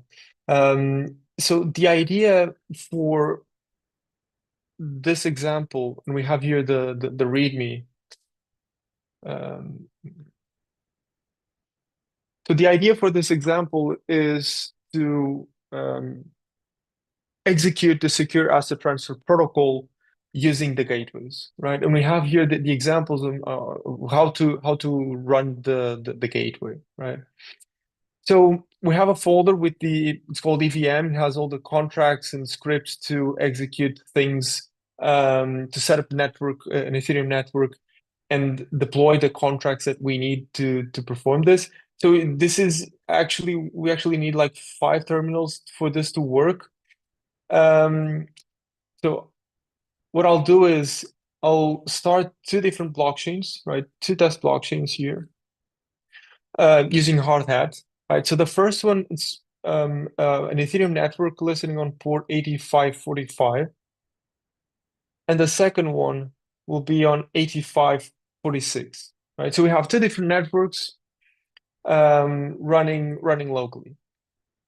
Then what we can do is I can go to gateway SATP case 1, and what I can do is Docker Compose up. What this will do is execute this Docker Compose here.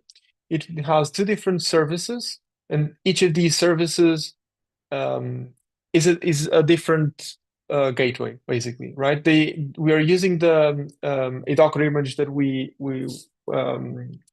like built previously. We don't have yet the an official image, with the Hyperledger in the Hyperledger official account, let's say. But this is coming in a near future. And the idea is that the gateway, for example, gateway 1 will be set up using this configuration file that is here, the gateway 1 config JSON, right? And this is basically what I explained briefly. And we can see that when we have the configuration, the bridge configuration, the first gateway is connected to the 8545, so it's connected to the first blockchain, and the gateway 2 is connected to the 8546, right? So it's connected to the other one. And they know each other. These different gateways know each other because we have the counterparty gateways, and we insert here the address of each other. So this is gateway 2, it has the address of gateway 1, and vice versa. Here, 1 has 2.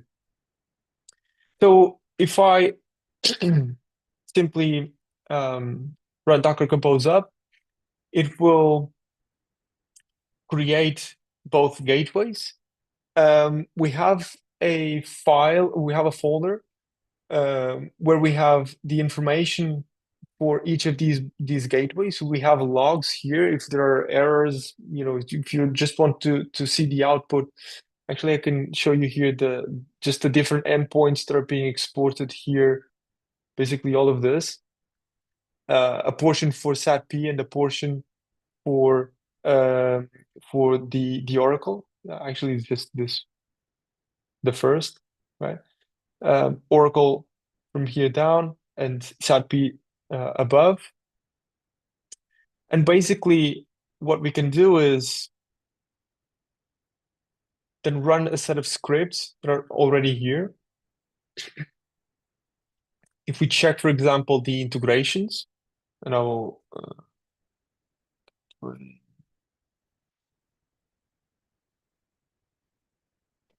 okay, so what this did is basically reaching this endpoint, the integrations endpoint of the different gateways, each of those running in different ports as they were configured in the configuration file. And you can see here that the first one is connected to hard hat network 1, just Ethereum. And the second one is also Ethereum network, but with the second ID, which is exactly what we set up, right?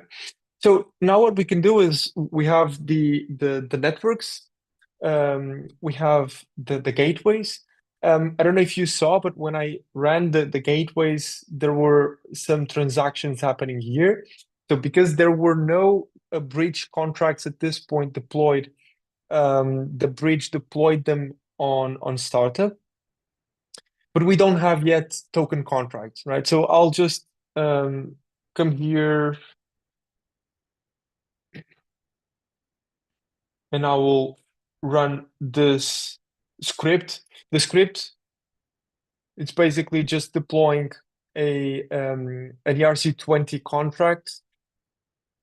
It's basically here, right? It's just a test contract that follows the ERC20 access control and our interface for SATP.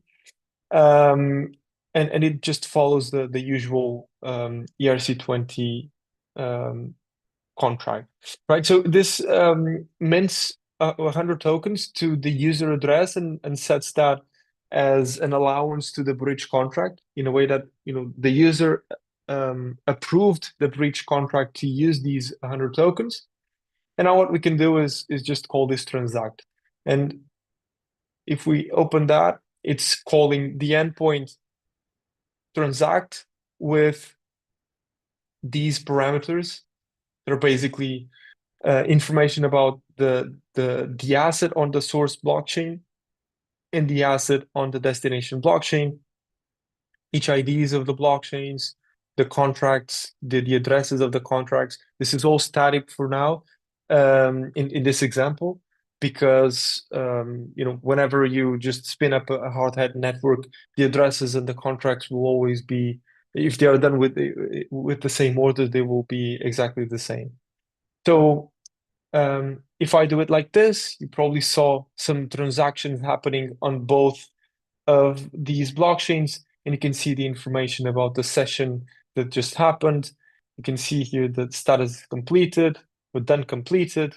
The last stage being run was stage 3, which is the last stage of the protocol, and the last message exchanged was this transfer complete message between the gateways, right? And again, if you want to just look at the logs for the transaction, you can see here the entire protocol being run, and you can see the different messages that are exchanged between the gateways, right? Okay, so you could probably then work a little bit with this, check some status, performing audits. I actually have one here that I can show you, pretty simple. So you can have, you can see here like profiles of assets. Some of the things are not implemented yet because we don't have a specification. So if you are interested in specification also and want to contribute to the working group, you can do that and work with us in the implementation. And then you have basically everything that happens in the protocol. It's here. All the different messages that are exchanged are basically, the information is basically here. Okay. So this is the first example, right? We would actually see if the asset is actually on the other side, but I think we don't have the script here to do that now. So, but either way, what we can do then is, after this first case, it's going through the example for the Oracle. Right? So the first one was SATP based, and now for the Oracle. And the idea here is that we have some kind of business logic contract deployed on one of the blockchains, and we have the gateway, and we want, as a client application, to read and write data from a blockchain and from a contract automatically, right? So one example is we can read some information that was written here, and we write it on another system and in another network. So we have this is case 3. This is something that happens like 5 seconds every 5 seconds.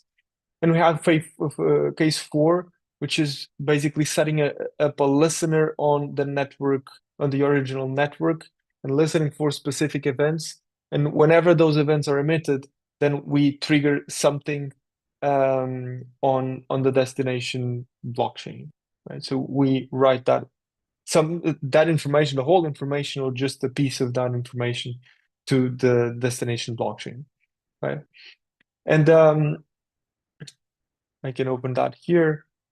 We go to Oracle case 4, and we have the instructions for the README. I'll just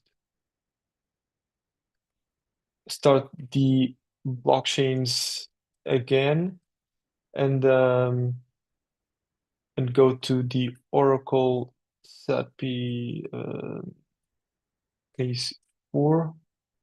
Just copy this.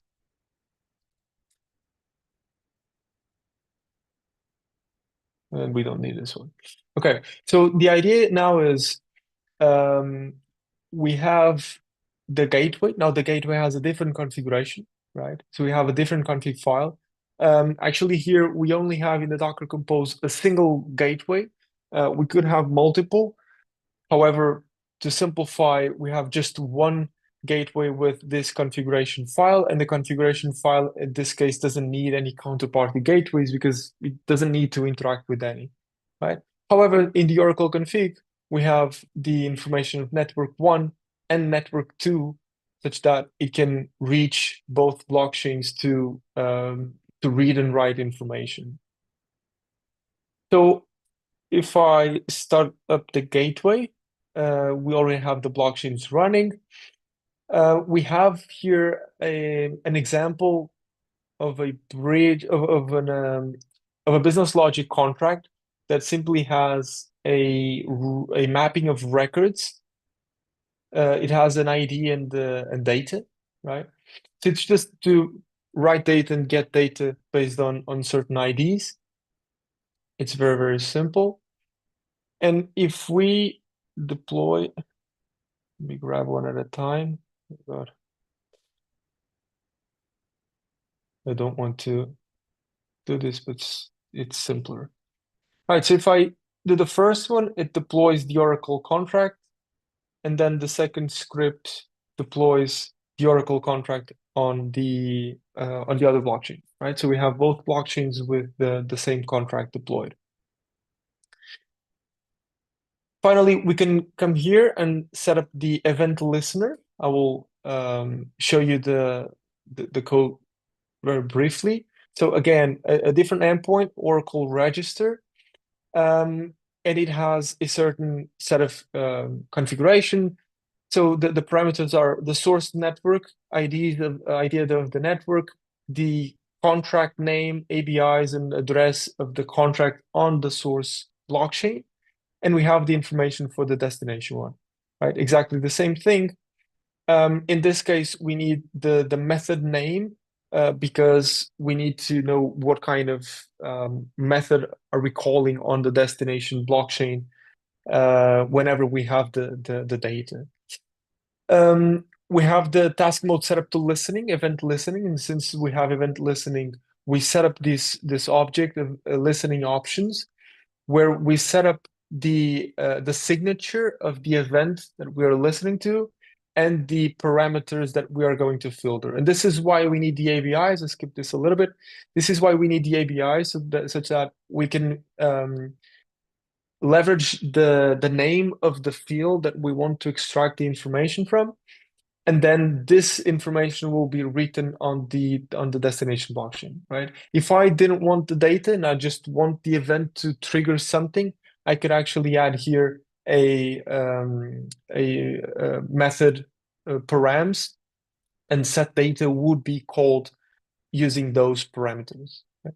This is the task mode is read and update, which makes sense. So we're reading on the source blockchain and writing on the destination one. So my request was completed successfully. So the listener was registered. So we have now a task in the gateway that is active, and we can have the ID. I'll just store the ID here for later. Then if I go back to the README, so now what we can do is we can execute some kind of update, right? And this execute will trigger something on the on network 1. And what we can look at is that supposedly we're making a transaction here, but you will also see a change here because the Oracle is listening for something on the first one, and it will write information on the target blockchain. So I'll just click there, and you can see what's happening basically, right? So it's a bit difficult to understand all of this. It would be interesting to put this in a JSON file formatted to see all the information. But if you make multiple of these transactions, and if that task that is listening, it's making multiple operations, all of them will be recorded. So if we go back to the, just checking the status, and then we need this ID, we would ideally see here some operations that were performed here, and the data that was listened and written was actually the data that was intended, which is the string data to be listened. Again, it would be a little bit more interesting to put this in a JSON file and formatting it such that it's a bit easier to see what's happening, right? And finally, we can just unregister the task if we want. And now if I go back and execute the update, you see that only the first blockchain now is changing because we don't have the listener anymore. So no more changes on the target blockchain, right? And you would see the task, the status of the task would be inactive if we just after unregistering the task, right? So these are two examples of what this allows us to do. Let me put it. Yeah, you can scan here. Actually, this is for the old repository, but it has the link for the new one with in Cacti demos. So actually, if you want to go there directly, it's good as well. And yeah, it's basically that from my side. And thanks for that.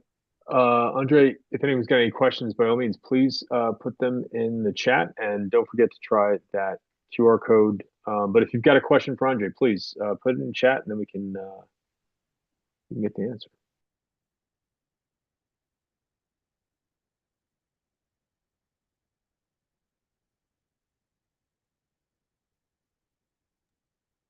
Alrighty, and if the presenters want to continue, if you do have a question, you can put it in chat. Our presenters will be checking the chat throughout, and we can keep going. So I will continue with the workshop.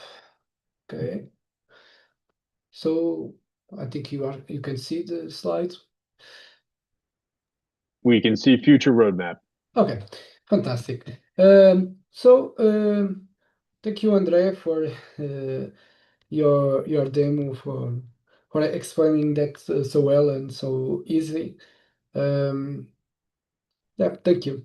I will now go through the future of the Cacti of this project, and the part of that we are most concerned that we need to grow. We need to grow the community.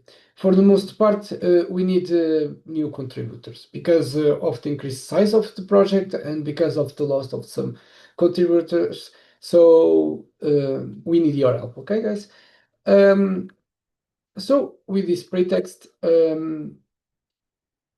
we started a new initiative, basically, where we came to a state that number of the package is so huge, and there are a lot of them that are not being maintained for some time because people come and go, so they do their projects and they leave for other things. That's a normal thing on life. And yeah, so we till the end of this week we are doing a vote to see which package are going to be kept and the package that will be archived.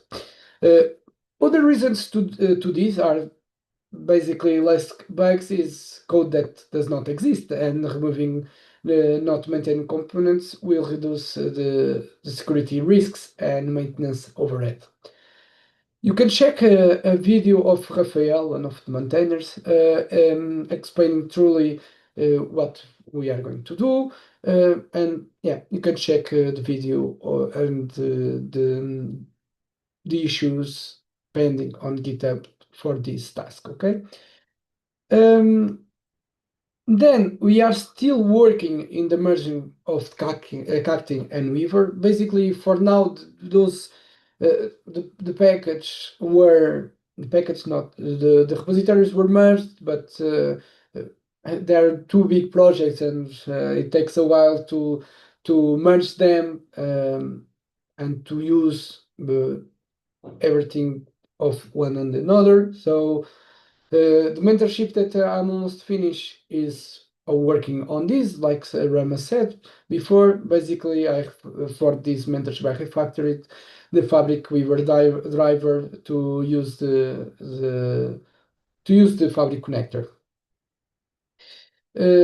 We are expecting to release the 0.0.4 beta version of SATP-Hermes till the end of this year, and by June of next year we are expecting to do a version 1 release. You can check the issues pending in this link too, and if you want to help, you are welcome. Also, we are trying to optimize the CI. The CI on a project of this scale using various ledgers and other things is surely costly, and it's a problem that we are having, and we are working in refactor it in a way that it will consume less money and take less time, of course. The cleanup initiative will also help with this too, surely, okay? We are expecting to launch the version 2.2 of Cacti in the next days. It's been delayed for a while, we know, but it was because of the leave of one of the lead maintainers, but we are getting to there, okay? Version 3 are expecting to be launched early next year, we hope, okay? We are working every day in improving the documentation to help new people to join to the project. It's our job, but we are doing our best. Other step on the future roadmap is basically the Achilles heel of Cacti was always the onboarding of new peers. This is a very complex project, and it's really hard to understand when you are starting, because you say, "Oh my God, this is so much code, so much information, so much everything." So we are making improvements on that, mainly, of course, in the documentation that I talked before, and within the one-click setup button, and also we are developing a Linux image to set up the project. So if you are interested in Cacti to use it for your use cases or to develop something new, please join the Discord.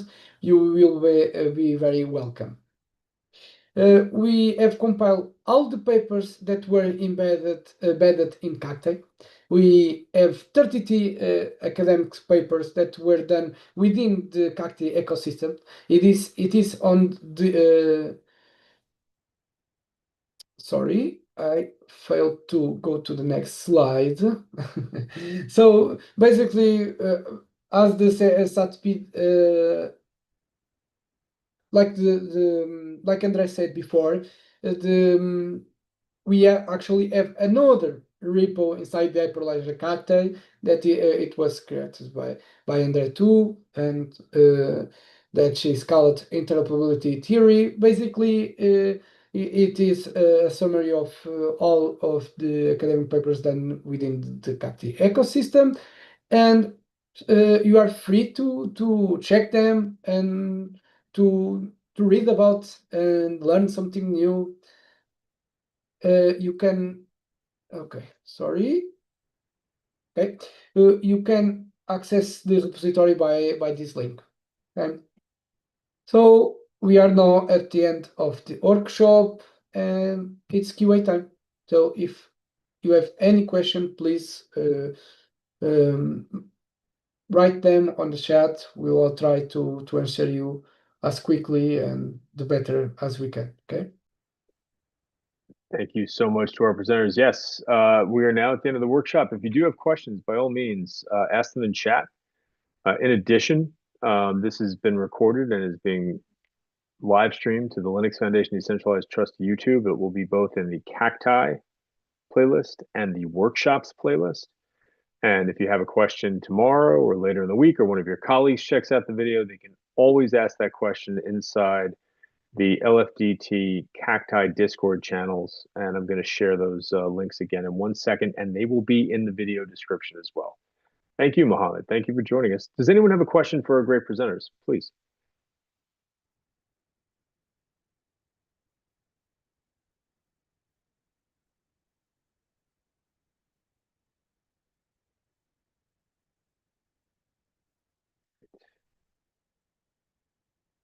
And if everyone will give me 1 second, we'll give folks a chance to post a question. I'm going to repost all of the links I shared earlier,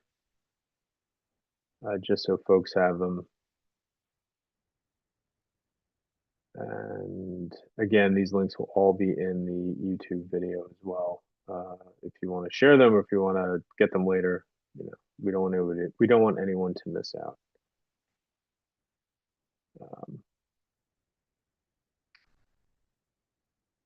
Okay, well, thank you again, everybody, for joining us for this workshop. I would like to thank Rama, Weija, Carlos, and Andre for putting on such an informative and impressive workshop, and really getting under the hood of Cacti and the work that's going into Smoot, and how we're building bridges between all these different projects, including Weaver. And Weaver was a project when I first got involved with the Linux Foundation back in, well, a while back. So it's great to see all these projects both working together and building on top of each other, and also being used in lots of different use cases. I've shared a couple of things and links from the presenters. You can also go to lfdecentralizedtrust.org, which is the Linux Foundation Decentralized Trust Organization's website. We have white papers and case studies and use case trackers there, where you can look and find out more. Mohammed just asked, I assume Cacti would be deployed on a Kubernetes environment. Are we looking to comply with cloud native, or some aspect of it like scaling for redundancy? And that's a question for our presenters.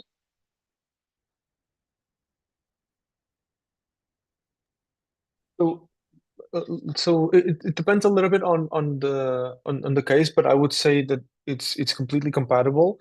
So, for example, what I've just shown, of the gateway is, it is being treated as a service, right? And we have implementations where it is within a Kubernetes cluster, and interacting with the other services that are available for the specific use case. So I'm not really sure if it is something to be within the internals of Cacti, because it's very probably application related. But certainly we should have that consideration, right? It's important to have products built on top of Cacti, and business logic plugins built on top of Cacti, that we can then leverage the other components, the API servers, and so on, and build stuff that can be put on Kubernetes environments, for example, and use all the features that those tools have, like scaling and redundancy, and yeah. Not sure if it answers completely, or if anyone wants that. Just to add briefly, so a lot of these modules are containerized. So clearly, we are compatible with Kubernetes, as in if you want to take images, you want to deploy them in your Kubernetes cluster, you can do that. at least for the Weaver part of the code base, which I'm familiar with, we don't have a Kubernetes-based example. We used to have one a long time ago, but we didn't have the bandwidth to maintain it. So what we have are networks examples showing networks built with Docker Compose. But yeah, it's compatible with Kubernetes. And you can build your Kubernetes clusters using the images that we published and that are yet to publish, like the ones that Andre was talking about. On the redundancy part, I'm not sure if this was the question you asked, but in SATP, there's been a lot of discussion on ensuring that the gateways have redundancy built into them, because if you're transferring assets, especially assets that bear value, it's a sensitive operation, and you don't really want to lose an asset in the process. So in real life, when networks implement SATP with each other, the relays, I imagine, are going to be scaled up and made redundant. So I don't know if that answers your question, but those are my 2 cents.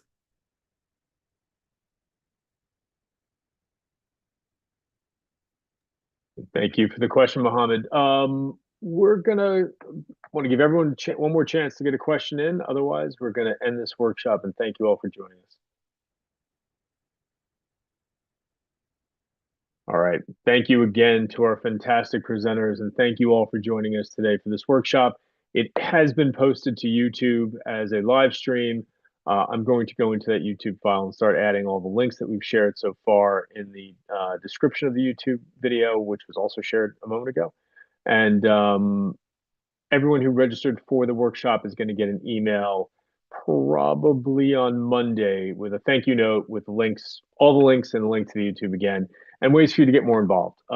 Probably the best way to talk to this team is on the Linux Foundation Decentralized Trust Discord.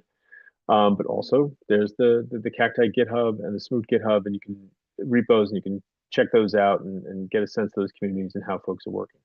And once again, thank you, Carlos. Thank you, Andre. Thank you, Rama, and thank you, Weijia, for putting on such a great presentation. And thank you, everyone else, for joining us today. Have a great day, everybody. Thank you. Thank Yeah, you. thank you. all. Bye. Bye-bye.